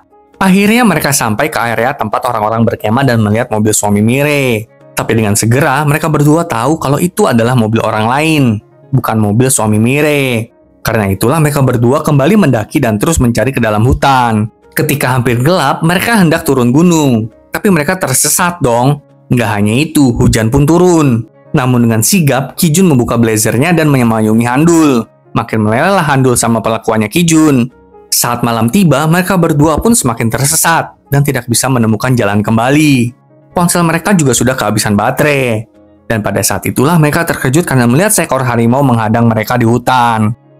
Harimau itu sungguh nyata berdiri tepat di depan Handul dan Kijun. Dia mengeram dan siap menerkam mereka. Keduanya membeku di tempat. Jelas mereka tidak terlatih untuk hal seperti ini. Tapi tiba-tiba seorang pria dari balik pohon memberikan mereka aba-aba untuk bertindak benar, agar si harimau tidak menerjang keduanya. Pria itu akhirnya keluar dari balik pohon. Dia berjanggut dan mulai memperlakukan harimau itu seperti kucing. Dia menggunakan alat sinar laser ke arah harimau, sembari mengambil foto si harimau tersebut. Namun si harimau tahu kalau dia lagi diakalin dan kembali mengeram. Dengan panik, Kijun melemparkan alat laser itu ke dalam hutan dan mengajak Handul serta pria berjanggut itu untuk lari dari sana. Ketiganya berlari kencang untuk menyelamatkan diri dan entah bagaimana berhasil keluar dari hutan dengan selamat. Ketika drama mulai mereda, Handul dan Kijun akhirnya menyadari kalau pria berjanggut itu adalah Hyunjae yang adalah suaminya Mire. Kemudian Handul dan Kijun diajak ke base campnya Hyunjae. Di sana, Handul dan Kijun mengetahui kalau Hyunjae sudah tahu Mire ingin bercerai dari dirinya. Dan Hyunjae nggak mau menemui Mire karena takut sudah terlambat. Kijun memberinya dorongan motivasi untuk Hyunjae. Kijun berkata, "Jika kamu menaruh seekor kucing dan sebotol racun yang mudah pecah di sebuah kotak terkunci, apakah kucing itu akan mati atau hidup?" Hyunjae menjawab, "Nggak tahu, saya tidak tahu." Kijun menambahkan, "Iya, kita nggak akan tahu. Kecuali kalau ada orang yang membuka kotak terkunci itu." Maka karena itulah, Hyunjae harus bertemu dengan Mire untuk mengetahui jawabannya. Karena motivasi dari Kijun, Hyunjae akhirnya bersedia untuk menemui Mire meskipun dia takut. Setelah percakapan ini, Kijun dan Handul kembali ke pusat desa untuk beristirahat. Tapi tiba-tiba, Handul dan Kijun dikejutkan oleh tamu tak terduga. Mereka adalah Jonman dan Nare. Nare langsung menegur mereka karena mereka melakukan hal yang impulsif, bahkan tanpa strategi. Tapi Kijun menegaskan kalau mereka sudah bertemu dengan Hyunjae untuk mencegah perceraian terjadi. Pada saat yang sama, Ayong dan Wungsik pun muncul di sana. Mereka melaporkan kalau mereka tidak menemukan Hyunjae di seluruh desa. Dan karena udah malam, Kijun berkata kalau dia akan tidur di mobilnya. Jonman dan Wungsik pun mengikutinya. Ketika Wungsik udah kembali ke rumahnya, Jonman dan Kijun menggelar kasur di mobil Kijun untuk tidur di sana. Jonman meminta saran kepada Kijun. Kijun tahu kalau Jonman meminta saran untuk hubungannya dengan Nare. Jadi Kijun tanya, Saran seperti apa yang Jonman inginkan? Saran versi teman, versi sesama manusia, versi AI, atau versi mantan suami? Dengan ragu-ragu, Jonman menjawab saran versi mantan suami. Wah, berarti Jonman juga udah tertarik sama Nare nih ya. Di tempat lain, Nare menghampiri Handul. Dia langsung bertanya pada Handul apakah Handul menyukai Kijun. Handul bersikap santai, menepis pertanyaan itu dengan berkata, "Kami kesini hanya untuk menemui Hyunjae. Itu aja." Ah, Handul nih masih belum bisa menerima perasaannya sendiri ya. Kembali ke mobil, Kijun menceritakan tentang awal hubungannya dulu dengan Nare dan apa yang salah dalam pernikahan mereka sendiri. Tapi sekarang Kijun mengakui kalau hubungannya dengan Nare sudah selesai. Meskipun mendapatkan lampu hijau dari Kijun, Jonman tetap merasa takut untuk memulai hubungannya dengan Nare. Keesokan paginya di desa, semua tim berkumpul dan Musik menyapa mereka lalu menawarkan mereka untuk sarapan bersama. Di saat Ayong dan Musik menyiapkan sarapan, Nare menyudutkan Kijun dengan pertanyaan samar. Apa yang terjadi di antara kalian berdua? Kita tahu lah ya, maksud Nare adalah ada hubungan apa antara Kijun dan Handul. Tapi Kijun menjawab dengan cerdik pertanyaan itu. Dengan berpura-pura bego dan berkata, "Oh, hubungan saya dan Jonman adalah teman dari SD." Akhirnya Wungsik dan Ahyong kembali membawakan sarapan untuk semua orang. Setelah sarapan yang lezat itu, Mire akhirnya tiba di desa tersebut. Mire lalu berjalan untuk menemui Hyunjae. Seluruh tim berharap suami istri itu akan reuni dengan bahagia. Tapi percakapan pertama yang Hyunjae katakan adalah tentang harimau. Hal ini sangat membuat Mire muak, dan dia langsung pergi dengan marah. Handul yang berperan sebagai wasit hubungan menghentikan Mire dan menariknya kembali kepada Hyunjae. Handul mendesak suami istri itu untuk melakukan satu percakapan yang nyata. Mereka harus mengungkapkan semuanya dan mengatakan isi pikiran mereka. Karena itulah suami istri tersebut berbicara lagi. Selama pembicaraan itu, Hyunjae menjelaskan bahwa yang selalu diinginkannya hanyalah agar Mire mengakui hasratnya. Hyunjae ingin mendapatkan pengakuan dari Mire mengenai pekerjaannya itu. Mire menjelaskan, kalau dari awal mereka bertemu, di saat Hyunjae mengulurkan tangannya untuk membantu Mire dulu itu, Mire selalu percaya kepada Hyunjae dan berpikir kalau dirinya tidak akan kesepian. Tapi Hyunjae tidak pernah melibatkannya dan hanya meninggalkannya sendirian untuk obsesinya terhadap pekerjaannya. Hyunjae mendengar itu merasa sangat bersalah dan meminta maaf kepada Mire. Momen itu terasa berat. Untuk mencairkan suasana dan memberi mereka ruang untuk berhubungan kembali, tim itu meminta agar Wungsik menyiapkan makanan untuk pasangan tersebut, berharap makanan akan menghasilkan keajaiban yang tidak dapat diungkapkan dengan kata-kata. Namun gak beberapa lama kemudian, Mire berniat untuk pergi lagi. Melihat itu, kali ini Kijun langsung menghentikannya, berkata bahwa tim asuransi telah menyiapkan sesuatu yang besar dan meminta pasangan itu untuk tidak pergi. Padahal Kijun tuh gak menyiapkan apapun. Jadi dia meminta timnya untuk berpikir aktivitas apa yang harus dilakukan oleh pasangan tersebut, agar pasangan itu gak canggung lagi. Dengan segera, Kijun mengidekan agar mereka membuat upacara kelanjutan. Itu adalah upacara untuk mendukung kelanjutan pernikahan Mire dan Hyunjae. Karena ide Kijun itu mendadak sekali, maka karena itu Kijun meminta Wungsik untuk membantunya. Secarakan Wungsik kepala desa. Dengan seluruh warga desa yang turut membantu, menyiapkan tempat, menyiapkan bunga-bunga, bahkan mereka menyiapkan pakaian untuk pasangan tersebut. Akhirnya Mire dan Hyunjae dituntun melalui upacara yang mengharukan di mana mereka kembali mengungkapkan cinta mereka. Semoga Hyunjae dan Mire pernikahannya makin kuat ya, di rayain satu desa begini loh. Setelah upacara itu, seluruh orang menari dan bergembira bersama. Bahkan harimau di puncak gunung yang jauh pun mengeram dengan bangga, seolah-olah memberikan restu resminya. Setelah emosi memuncak, semua orang beristirahat sejenak. Nare menyingkir sebentar dari keramaian, dan Jonman mengikutinya. Nare lalu menyarankan agar Jonman mengantarnya ke hotel, yang membuat Jonman sedikit kaget. Sementara itu, Kijun dan Handul berjalan-jalan di desa itu. Mereka berhenti di sebuah tos serba dan duduk di luar tos serba tersebut. Mereka meminum bir dan mengobrol tentang Natal. Namun tiba-tiba, Handul menyadari kalau ada telepon umum tua di tos serba tersebut. Jadi dia mengambil gagang telepon itu, lalu berpura-pura berbicara dengan dirinya di masa depan. Melihat Handul berperilaku begitu, Kijun pun tersenyum. Setelah Handul selesai berbicara, Handul menyerahkan telepon itu kepada Kijun. Ketika itu, kontak mata yang penuh arti pun tercipta di antara keduanya. Dan akhirnya, Handul menyuruh Kijun untuk melakukan hal yang sama. Kijun lalu mengambil gagang telepon itu dan berkata, "Hei Kijun di masa depan, ingatlah hari ini." Mendengar perkataan Kijun, Handul pun terkejut dan tersenyum lembut. Sedangkan Jonman dan Nare, mereka akhirnya sampai di hotel bintang 3 dekat dengan area desa tersebut. Joman lalu memesan 2 kamar terpisah untuk mereka berdua. Keesokan paginya, sebelum kembali ke Seoul, Nare memberikan ulasan bintang 5 yang gemilang untuk hotel tersebut. Maksudnya Nare ini menilai usahanya Joman kali ya. Hihi. Sementara itu, Kijun mengantar Handul pulang dengan mobilnya. Dalam perjalanan pulang, Kijun menoleh kepada Handul dan mengatakan sesuatu yang mengejutkan. Maukah kau tinggal bersamaku? Tinggallah di rumahku. Maksudnya apa ini? Kijun lalu melanjutkan pertanyaan absurdnya itu. Kijun mengusulkan agar mereka berdua bertukar rumah. Karena mereka berdua sama-sama tidak punya kenangan indah tentang rumah mereka sendiri. Kijun menyarankan agar mereka bertukar selama sebulan. Ternyata Handul menerima tawaran Kijun itu. Tentu saja apartemen Handul terasa seperti gurun tandus dibandingkan dengan apartemen Kijun. Di dalam apartemen Handul tuh nggak ada apa-apa dan kosong melompong. Berbeda banget sama apartemen Kijun yang berisi perabotan dan penuh dengan makanan. Di tengah malam, Kijun dan Handul tidak sengaja bertemu di lift. Handul ingin memberikan bantal kepada Kijun, sementara Kijun ingin mengambil chargeran di mobilnya. Setelah itu, Kijun pergi ke apartemennya untuk mengambil jam tangannya. Saat Kijun hendak pulang kembali ke apartemen Handul, Handul masuk ke dalam apartemen Kijun dan mengira Kijun adalah penyusup. Jadi dia memukul Kijun dengan barang bawaannya. Tapi Kijun memeluknya. Hal ini tentu membuat mereka berdua ada dalam posisi canggung. Sebelum akhirnya Kijun pun pergi. Keesokan paginya, Kijun dan Handul pergi ke kantor bersama, dan mereka bertemu dengan Nare.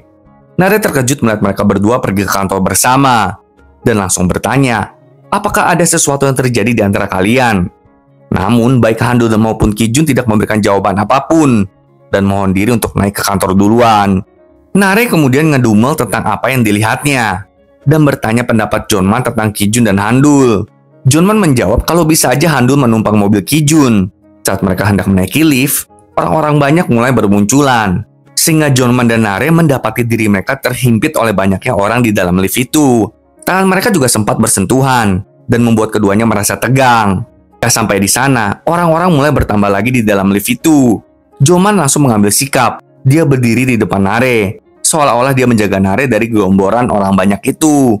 Hal ini tentu membuat jantung Nare berdegup kencang. Ketegangan juga terjadi antara Kijun dan Handul di lift. Bisa dilihat lah ya, kalau Kijun dan Handul sepertinya memiliki perasaan satu sama lain. Tapi karena banyak hal terjadi di dalam hubungan mereka yang sebelumnya, mereka pun pasti lebih berhati-hati untuk membangun sebuah hubungan baru ke depannya. Setelah keluar dari lift, Kijun meminta Handul untuk berbicara dengannya sebelum masuk ke dalam kantor. Kijun meminta maaf karena sikapnya telah membuat mereka menjadi canggung. Tapi Kijun meminta agar mereka menentukan status hubungan mereka. Karena itulah, Handul ingin Kijun menjawab 5 pertanyaan dengan jawaban lebih atau kurang. Pertanyaan pertama, hubungan mereka hanyalah tetangga. Kijun menjawab lebih, sembari melangkah maju selangkah ke arah Handul. Pertanyaan kedua, rekan kerja. Kijun menjawab lebih, sembari melangkah lagi 1 langkah ke arah Handul. Pertanyaan ketiga, teman. Kijun kembali menjawab lebih, dan melangkah 1 langkah semakin mendekati Handul. Handul merasa semakin tegang dan tidak dapat melanjutkan pertanyaan keempat. Kijun lalu memutuskan kalau hubungan mereka disebut status samar, sampai mereka mengetahui di mana mereka berada. Kalau di kita sih namanya HTS-an lah. Ya, hubungan tanpa status gitu. Mendengar itu, Handul pun setuju. Saat hari kerja dimulai, Debok tiba-tiba berteriak. Dia mengatakan kalau dia baru aja mendapatkan berita buruk. Karena salah satu klien mereka yang bernama Woo Son-hee telah mengklaim asuransi perceraian. Padahal Woo Son-hee dan pasangannya itu nggak termasuk dalam 10 pendaftar pertama ataupun kelompok pasangan yang beresiko tinggi untuk bercerai. Woo Son-hee adalah pendaftar baru yang seharusnya nggak bisa mengajukan klaim karena ada masa tunggu selama 90 hari.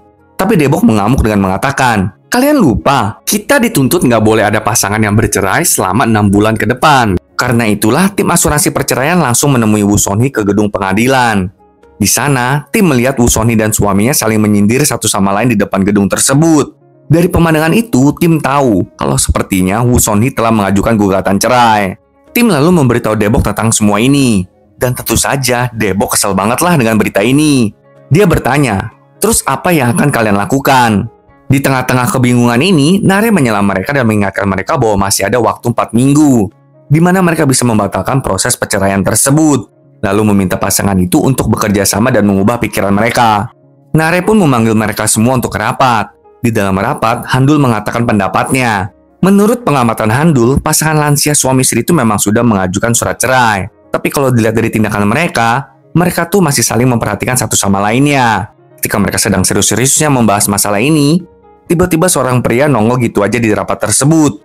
Hal ini membuat seluruh tim menjadi terkejut dengan kehadiran pria itu. Ternyata pria itu adalah Nam Chang-hee. Nam Chang-hee adalah rekan kerja Daebok dulunya. Nare lalu bertanya, terus kenapa Chang-hee ada di sini sekarang? Chang-hee menjelaskan kalau kemarin itu Daebok menyuruhnya mencari 2 klien baru. Dan akhirnya Chang-hee lah yang membuat Woo Son-hee untuk mendaftar di asuransi perceraian. Mendengar itu, Daebok pun menghela napas saking kesalnya. Dia meminta maaf kepada Nare karena kejadian ini. Terungkap juga kalau Woo Son-hee meminta bercerai dari suaminya karena suaminya pelit dan keras kepala, lalu sering meremehkan Woo Son-hee. Setelah sedikit memahami situasinya, tim akhirnya pergi menemui Woo Son-hee dan suaminya secara terpisah. Pertama, Daebok menemui Papak yang adalah suami Woo Son-hee. Papak bekerja sebagai dokter. Awalnya, Daebok berpura-pura seolah-olah kalau dia adalah pasien. Lalu Daebok berkata kalau dia baru saja bercerai dari istrinya. Papak yang mendengar itu langsung mendukung keputusan Daebok. Tapi Daebok segera berkata, "Tapi dok, kalau bercerai kita nanti pulang ke rumah sepi dok."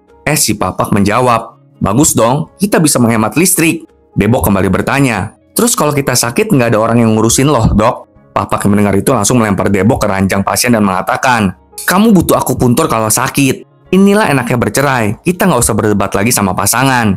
Jadi kita punya tenaga untuk hal lainnya." Dengan segera, Papak pun melakukan akupuntur untuk Daebok. Tapi nggak beberapa lama kemudian, Papak mendapatkan telepon dari seorang wanita yang bernama Ibu Choi. Dan segera terburu-buru pergi. Melihat kejadian ini, Daebok langsung menelepon Kijun dan Jaeman yang sedang berpura-pura menjadi pasien juga. Daebok menyuruh mereka berdua untuk mengikuti Papak. Di tempat lain, Ayong dan Handul mengikuti Woo Son-hee dan sampailah mereka di sebuah salon. Ayong dan Handul mulai menguping apa yang Woo Son-hee dan temannya bicarakan. Ternyata temannya itu sedang kesusahan ekonomi. Ayahnya sedang dirawat di rumah sakit, dan dia tidak memiliki biayanya. Mendengar itu, Woo Son-hee tanpa ragu meminjamkan uang kepada temannya itu. Tentu saja hal ini membuat Ayong dan Handul bertanya-tanya. Sementara itu, Kijun dan Jolman terus membuntuti Papak sampai ke pasar loak. Tapi perhatian Jolman teralihkan dengan barang di pasar loak itu, sehingga Jolman dan Kijun hampir saja kehilangan jejak Papak. Untungnya, mereka sempat melihat Papak bersama seorang wanita. Mereka memasuki mobil dan pergi dari sana. Sedangkan Ayong dan Handul akhirnya dapat menemui Woo Son-hee. Mereka mengatakan kalau mereka dari asuransi perceraian, dan Woo Son-hee menerima mereka di rumahnya. Tim menjelaskan kalau Woo Son-hee tidak bisa mengklaim asuransi perceraian sebelum 90 hari, dan menyarankan agar Woo Son-hee beserta Papak untuk melakukan terapi pasangan. Intinya tim ingin agar Woo Son-hee dan suaminya tidak bercerai. Tapi Woo Son-hee tetap bersikeras untuk bercerai. Mendengar itu, Handul bertanya, kenapa kok Woo Son-hee mengambil keputusan ini? Woo Son-hee hanya menjawab, aku ingin bercerai karena suamiku masih penuh energi. Hal ini tentu membuat Handul dan Ayong bingung. Tapi mereka pun akhirnya undur diri juga dari rumah Woo Son-hee. Keesokan harinya, tim pun mengadakan rapat lagi dan melaporkan penyelidikan mereka kemarin kepada Nare. Kijun tiba-tiba menyadari kalau ada pasal di kontrak asuransi perceraian. Kalau salah satu pasangan berselingkuh, maka kontraknya batal. Jadi mereka harus membuktikan kalau Papak berselingkuh, agar kontrak itu batal. Hal ini tentu membuat Daebok tertawa bahagia, dan langsung menyuruh timnya untuk segera membawakan bukti kalau Papak berselingkuh. Tapi Handul tidak setuju. Dia nggak ingin menyakiti Woo Son-hee dengan kenyataan kalau suaminya berselingkuh. Namun Kijun meyakinkan Handul, kalau mereka tetap harus melakukan hal ini, karena asuransi perceraian harus bisa diluncurkan. Dengan begitu, mereka bisa membantu orang-orang lainnya yang seperti Woo Son-hee. Malam itu, Kijun mendatangi Handul di apartemen Kijun. Dan Kijun meminta maaf karena sikapnya tadi selama rapat. Handul berkata, kalau dia hanya merasa Kijun berbeda aja tadi. Kijun lalu menjelaskan tindakannya, yang membantu Handul memahaminya dengan lebih baik. Lalu dengan sikap yang luar biasa, Kijun mengatakan bahwa ia tidak bisa berada di zona HTS-an lagi dengan Handul, dan mulai menciumnya. Tapi sayang sekali, ketika bibir Kijun hampir menyentuh bibir Handul, ponsel Handul berbunyi, sehingga Kijun pun berhenti dan mereka menjadi canggung. Akhirnya, Kijun pun mohon diri lalu berlari pergi. Saat di lift, Kijun bertemu dengan Nare. Nare berkata kalau dia datang untuk memastikan sesuatu. Tapi Kijun memberitahu Nare kalau ini bukan lagi rumahnya, dan mengajak Nare untuk pergi minum kopi. Akhirnya Nare tahu tentang situasi Kijun dan Handul yang bertukar rumah. Nare bertanya apakah Kijun dan Handul sedang berpacaran. Kijun menjawab kalau hubungannya dengan Handul tuh masih HTS-an gitulah.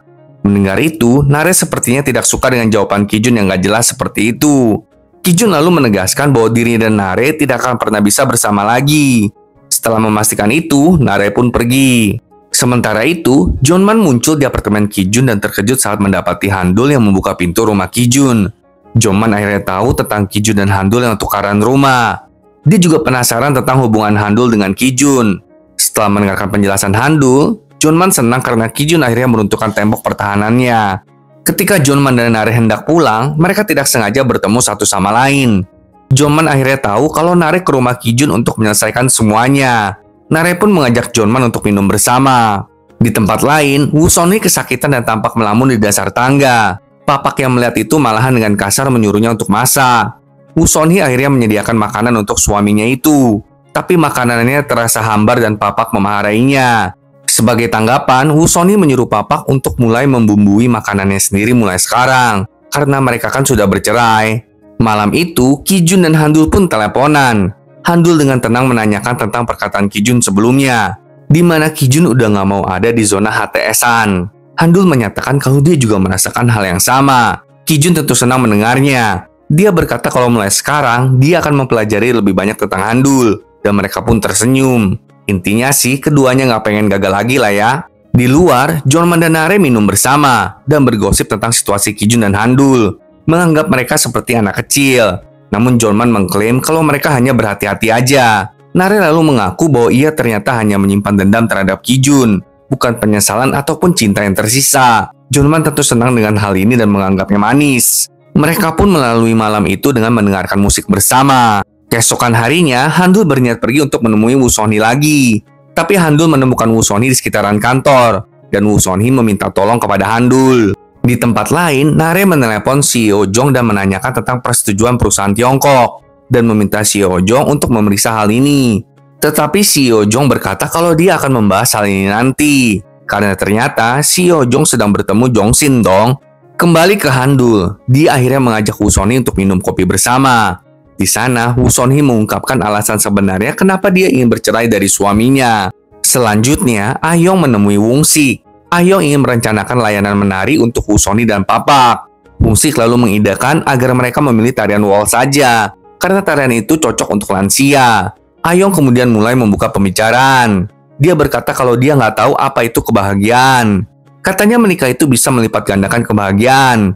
Tapi setelah Ah-yong bekerja di asuransi perceraian, dia makin merasa kalau hal itu tidak benar. Lalu, Ah-yong bertanya-tanya apakah dirinya akan kesepian jika melajang. Wung-sik menjawab kalau dirinya bisa membuat Ah-yong merasa tidak terlalu kesepian. Dan Wung-sik ingin berada di sisi Ah-yong jika Ah-yong membutuhkan seseorang untuk bersandar. Ah-yong tersentuh, tetapi menganggap Wung-sik tukang merayu. Ah-yong pun berniat untuk pergi, tapi dia tersandung dan hampir terjatuh. Saat itulah Wung-sik menangkapnya, yang mengarah ke momen yang manis di antara mereka berdua. Kembali ke kasus Woo Son-hee. Junman dan Kijun menututi Papak yang sedang pergi menuju ke rumah Bu Choi. Junman dan Kijun yang melihat hal ini tentu sangat terkejut. Apalagi Papak sampai masuk ke dalam rumah Bu Choi. Akhirnya Kijun dan Junman pun turun dari mobil dan mencoba mengintip ke dalam rumah Bu Choi. Namun gak beberapa lama kemudian, Papak bersiap untuk pergi dari rumah Bu Choi. Tapi sayangnya Papak terjatuh. Dan Kijun berserta Junman bergegas menolongnya. Tentu saja Papak berterima kasih atas pertolongan mereka. Tapi Papak bingung siapakan kedua pria tersebut. Kemudian Kijun berserta Junman masuk ke dalam rumah Bu Choi untuk berbicara dengan Papak. Semuanya jadi jelas. Karena ternyata hubungan Papak dan Bu Choi hanyalah sekedar bertransaksi aja.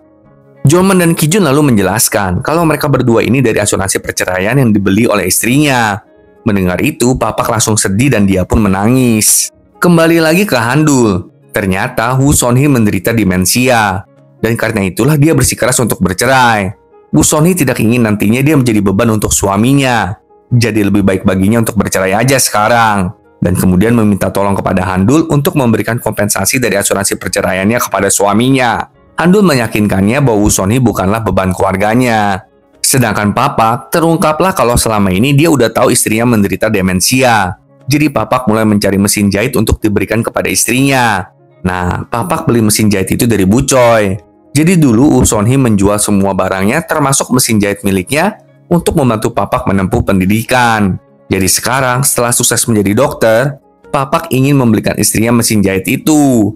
Papak bahkan menulis semua hal yang akan dia lakukan untuk istrinya itu. Melihat kesungguhan hati Papak, Junman dan Kijun pun terharu. Dan mereka mengatakan kalau Papak belum terlambat untuk rujuk kembali dengan istrinya.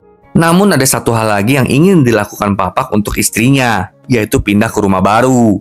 Namun ia tidak pernah punya waktu untuk mengurus kepindahannya, apalagi semua anaknya ada di Amerika. Kemudian, Papak meminta tolong kepada Jonman dan Kijun untuk membantunya pindahan.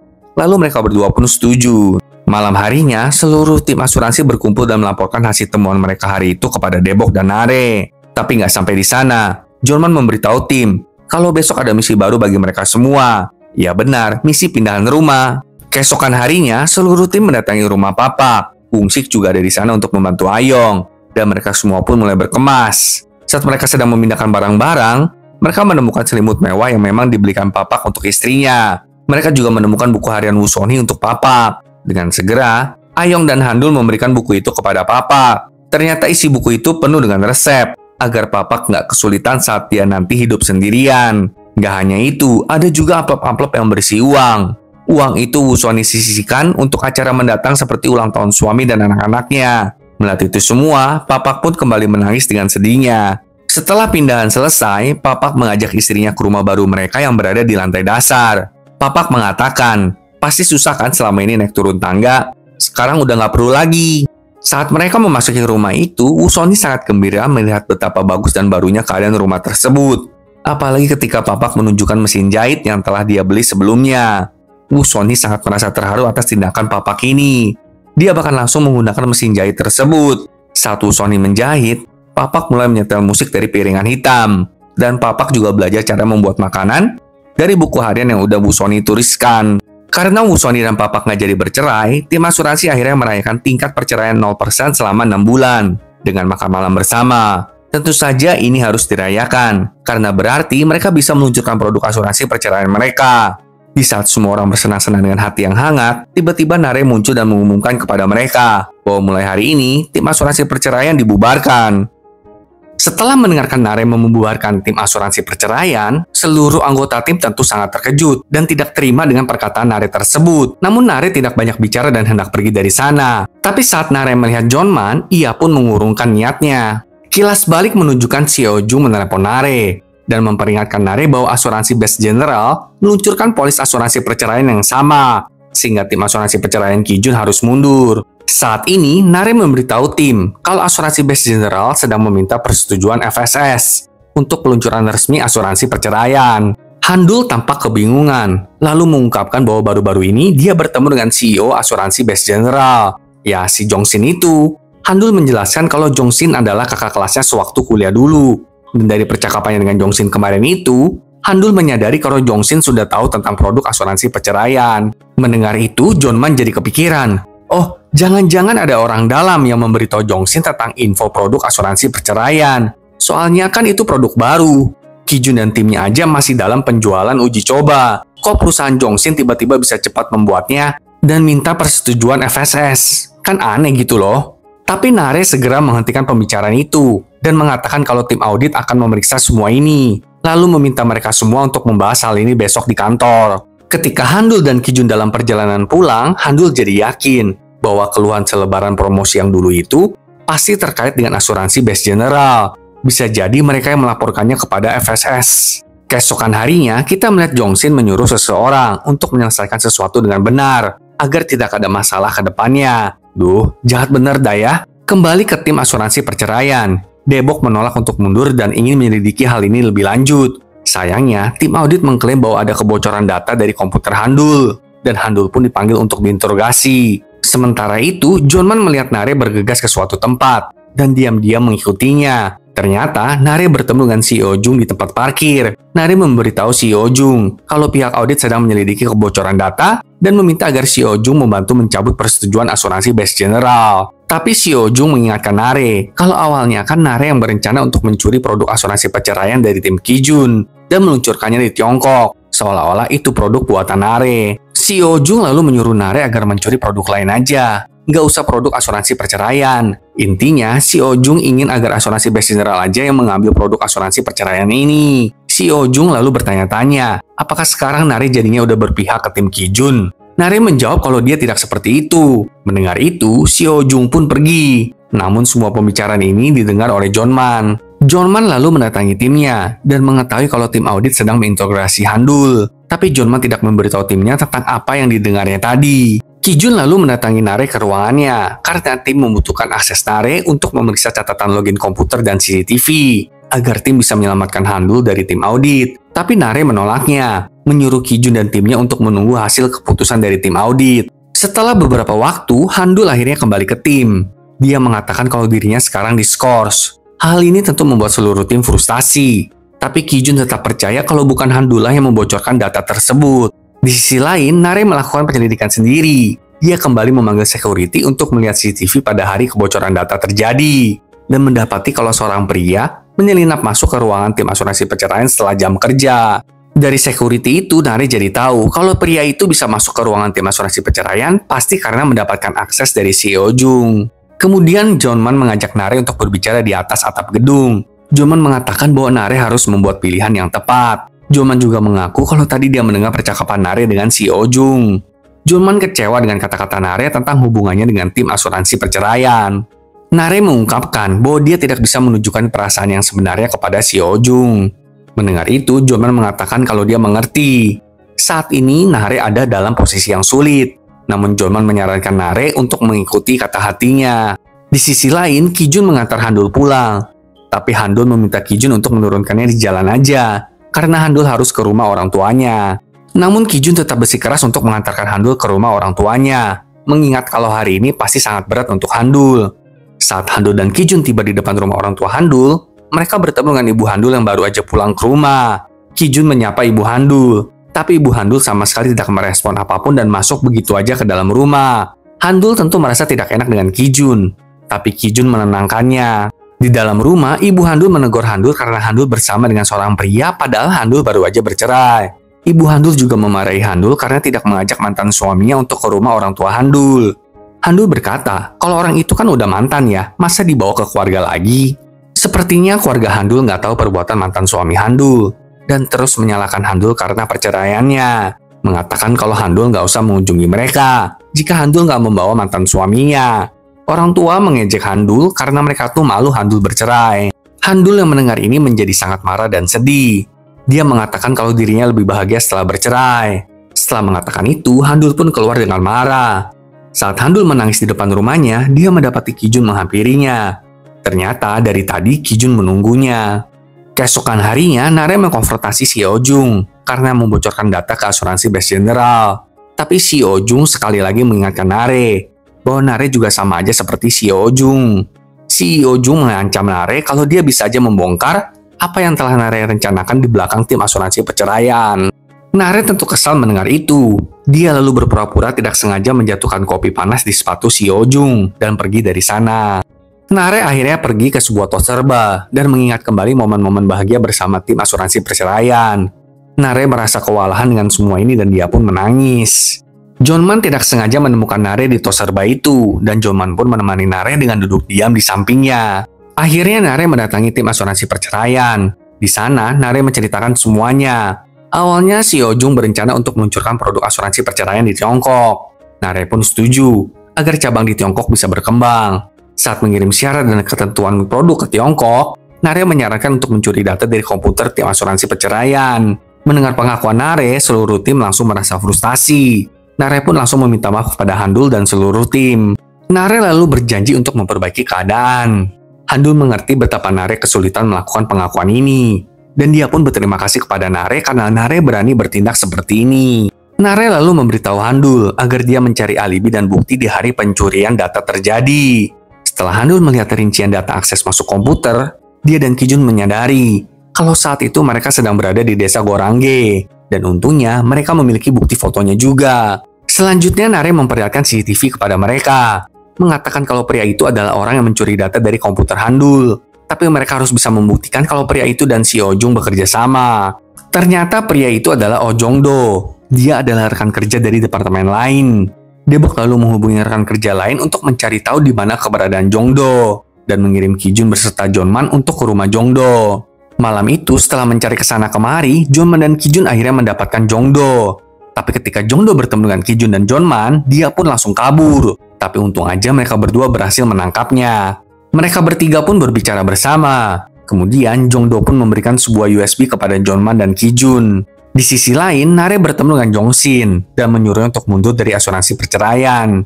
Nare langsung memperdengarkan rekaman percakapan antara Si Ho-jung dengan Jong-do. Rekaman itu berisi perintah dari Seo Jung agar Jondo mengirim data yang dicuri ke email Jongsin. Mantap kali nih. Keesokan harinya, Seo Jung diundang ke percakapan antara Nare dan Jongsin.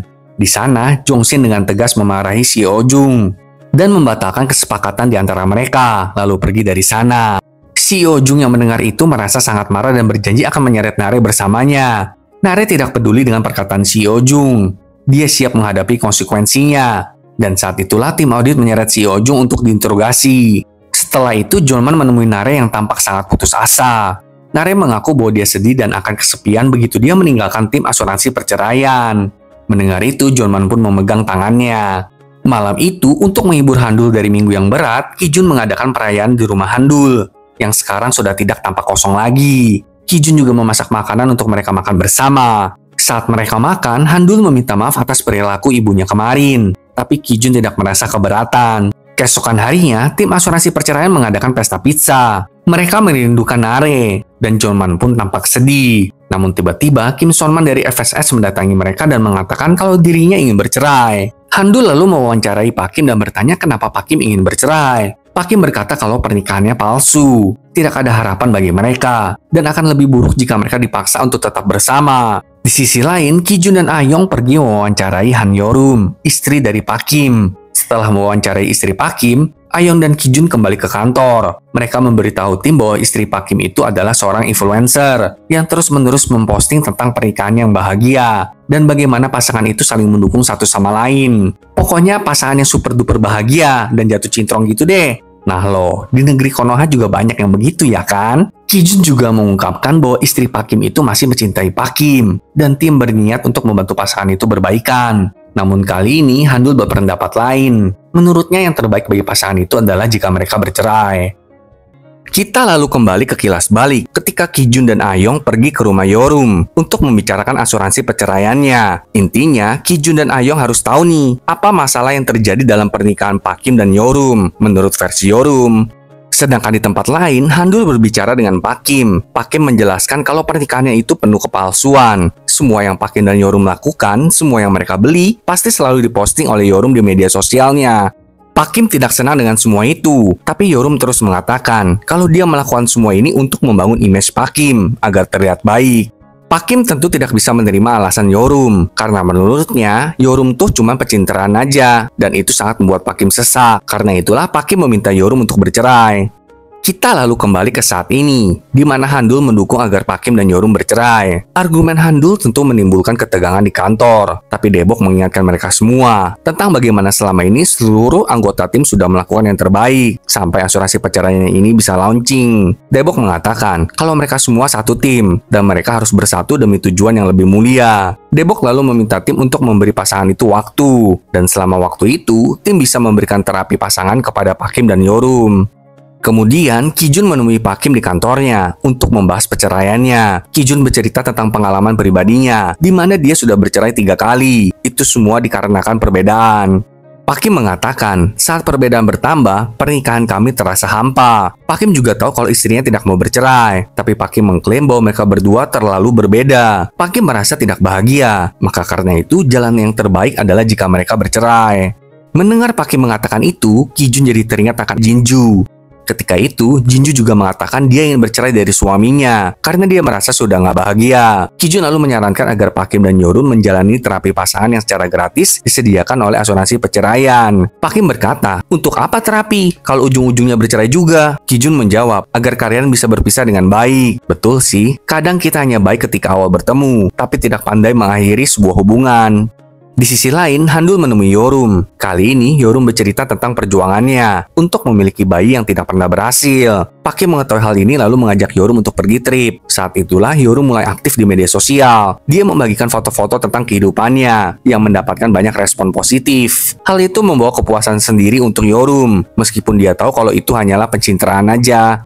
Yorum lalu menangis dan menyalahkan asuransi perceraian. Karena dengan adanya asuransi perceraian, maka Pak Kim jadi berusaha untuk membubarkan pernikahannya. Sebagai tanggapan, Handul meminta Yorum untuk merenungkan kembali hubungannya dengan Pak Kim dan memberi Pak Kim waktu.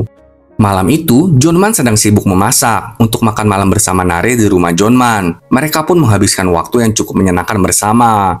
Di tempat lain, Debok tiba di rumahnya. Dia mendapati dirinya sendirian. Istrinya sedang pergi jalan-jalan bersama teman-temannya. Sementara itu, putranya tinggal di luar negeri. Dan ketika Debok menelpon putranya seperti tidak tertarik untuk menjalin hubungan dengannya. Keesokan paginya, Handul dan Kijun berbicara berdua di atap kantor. Handul berkata, kemarin kan Kijun bilang, kalau kita harus mengakhiri hubungan dengan baik demi diri kita sendiri. Jadi Handul berniat untuk pergi ke acara kumpul keluarganya. Meskipun sebenarnya Handul udah malas banget ketemu sama orang tuanya. Tapi tepat saat Handul hendak meminta tolong sesuatu kepada Kijun, Kijun mendapat pesan yang mengejutkan. Kijun dan Handul pun segera mendatangi tim asuransi dan mengatakan kalau Pak Kim dan Yorum bersedia untuk mencoba terapi pasangan. Tentu saja, hal ini membuat semua orang sangat senang. Akhirnya hari terapi pasangan pun tiba. Pertama, Yorum dan Pak Kim mendatangi konselor pernikahan. Pasangan itu terlihat sangat emosional saat mengutarakan semuanya kepada sang konselor pernikahan. Mereka berdua bahkan menuliskan hal-hal yang mereka inginkan dari pasangan mereka.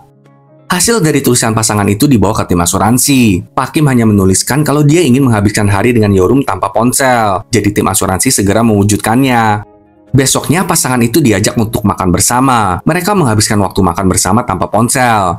Setelah makan, Kijun dan Handul membawa pasangan itu untuk menari bersama di studio musik.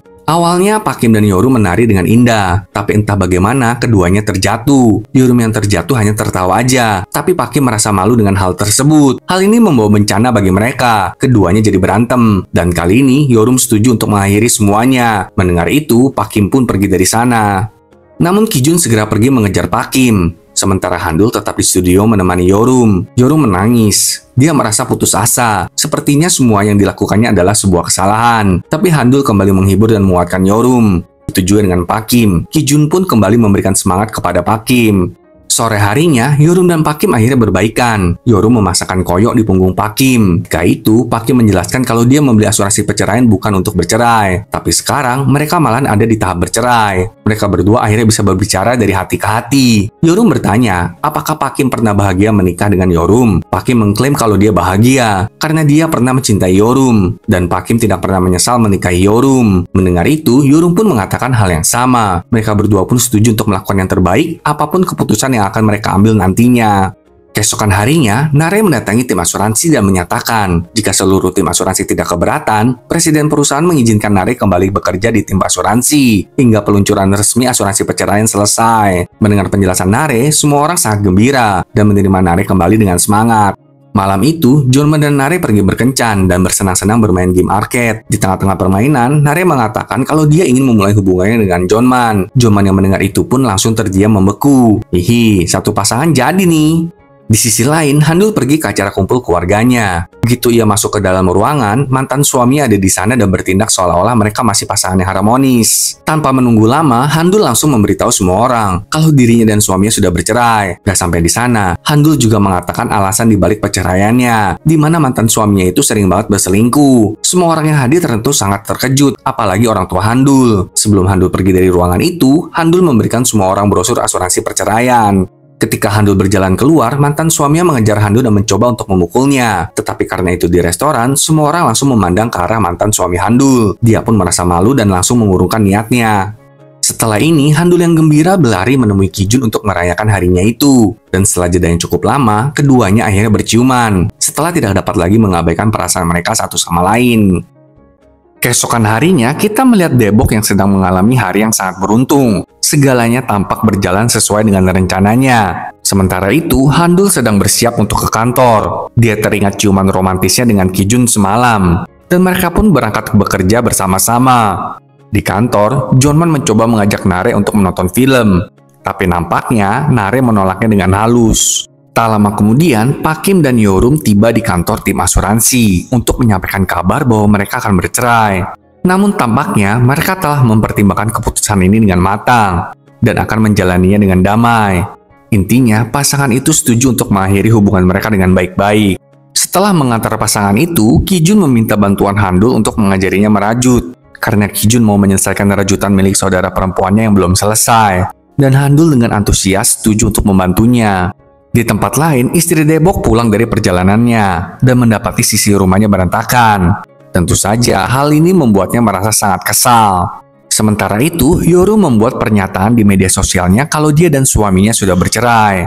Pernyataan Yorum itu membuat Handul sadar kalau tujuan dari perceraian adalah untuk berbahagia. Jadi tujuan menikah adalah untuk berbahagia, namun tujuan bercerai juga untuk bahagia.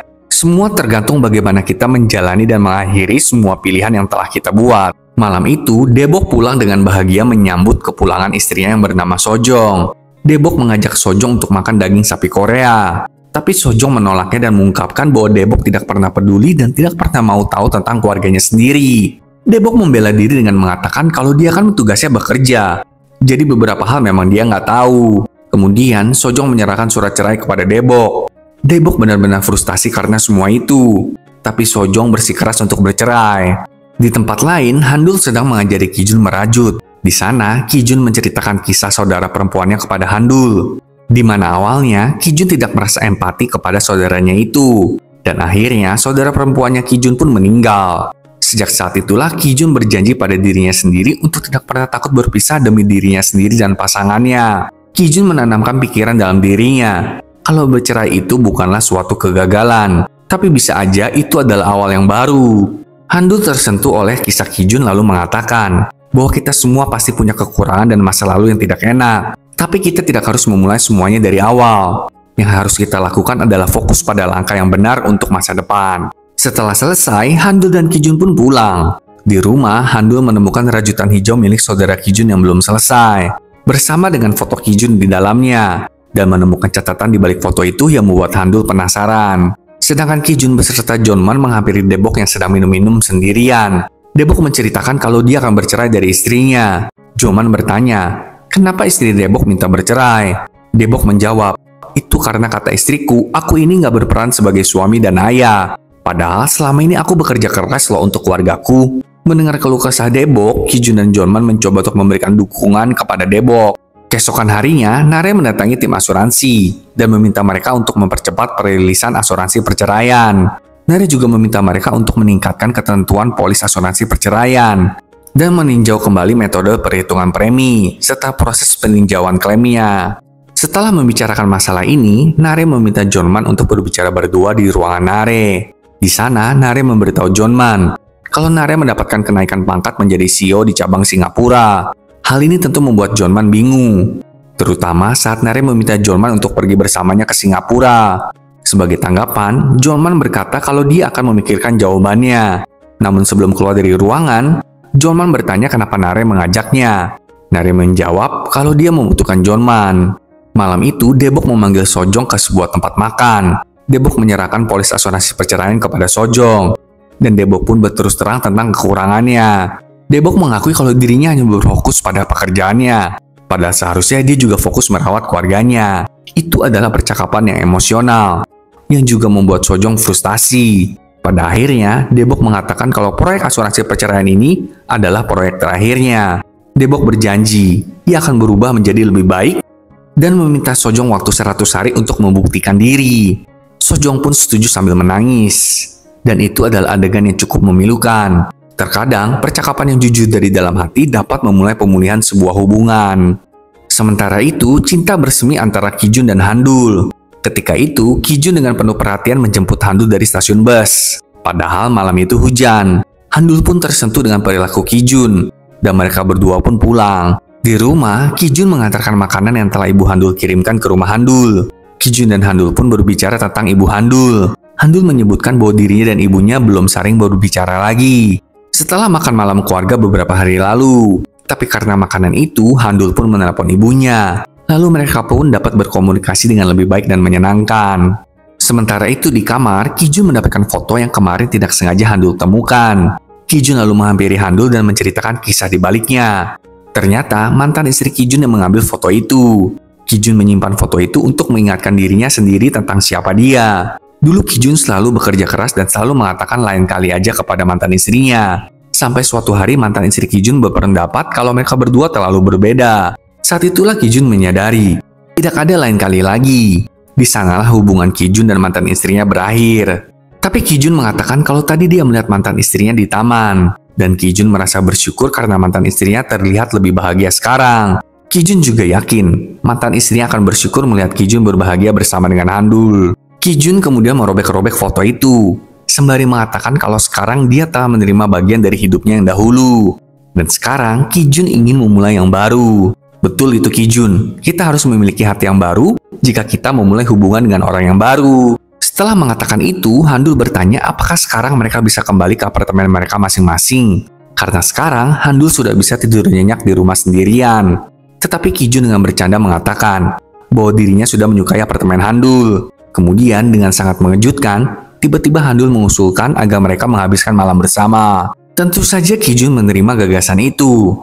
Mereka berdua pun tidur bersama di rumah Kijun. Mereka menghabiskan malam yang cukup penuh dengan gairah bersama. Keesokan paginya, Kijun bermimpi tentang saudara perempuannya. Kali ini di mimpinya, Kijun menghampiri Jinju dan memeluknya.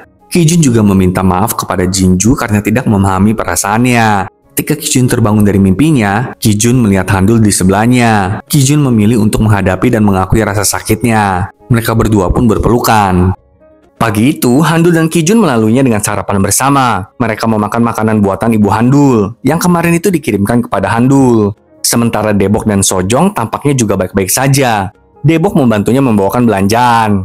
Di tempat lain, kita melihat Ayong menghampiri Wungsik. Di sana, Ayong memutuskan untuk memberi Wungsik kesempatan. Meskipun Ayong masih tetap pada pendiriannya, dia tidak ingin menikah.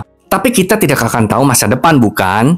Di kantor, Debok mengatakan kalau dia dan istrinya tidak jadi bercerai. Semua orang turut senang dan memberi selamat kepada Debok. Tapi kegembiraan mereka langsung dihentikan oleh Nare, karena ada masalah baru. Itu adalah karena perceraian Yorum yang menjadi konsumsi publik dan mendapat banyak reaksi keras. Diberitakan kalau asuransi perceraianlah yang memicu perceraian antara Yorum dan Pak Kim. Nare memberitahu tim kalau para petinggi tidak senang dengan pemberitaan itu dan meminta agar tim menyusun strategi untuk menghadapi isu ini.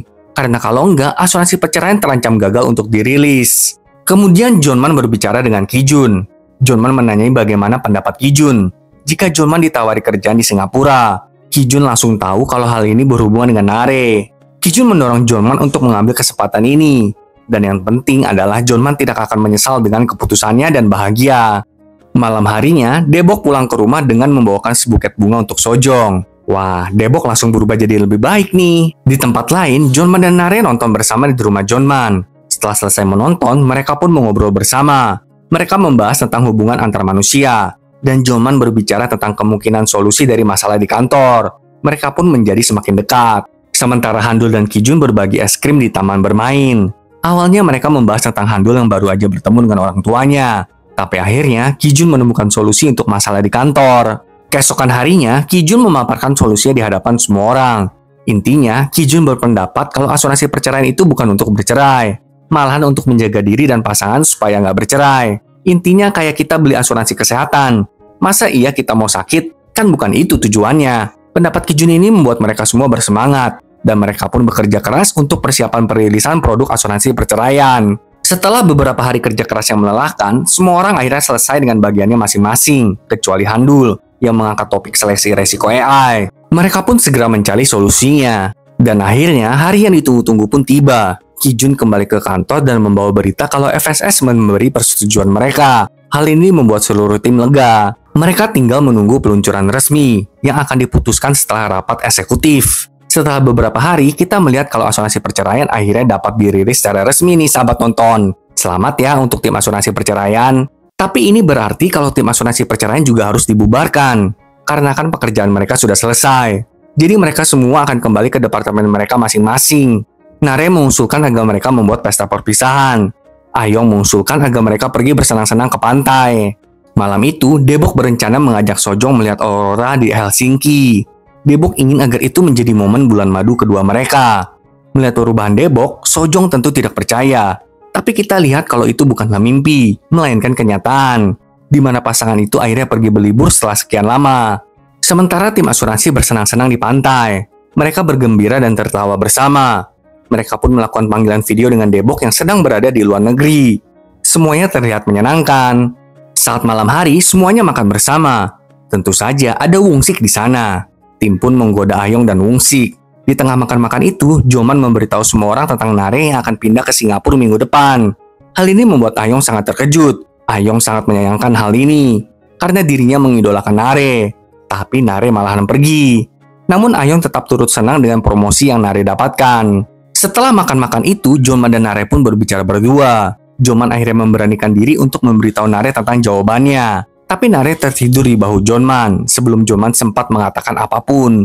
Sementara itu, Handu dan Kijun berjalan-jalan romantis di dermaga. Handu lalu membicarakan tentang api kembar. Dia ingin menemukan api kembarnya. Api kembar adalah kepercayaan tentang bagian lain dari jiwa kita. Intinya seseorang yang jiwanya hampir mirip dengan kita. Kijun lalu bertanya, apakah Handul udah berhasil menemukan api kembarnya? Tentu saja kita tahu apa jawabannya. Kijun juga mengaku bahwa sejak pertama kali melihat Handul di swalayan, Kijun langsung tahu bahwa Handullah adalah orang yang tepat untuknya. Akhirnya pasangan itu pun berciuman romantis di dermaga yang indah itu.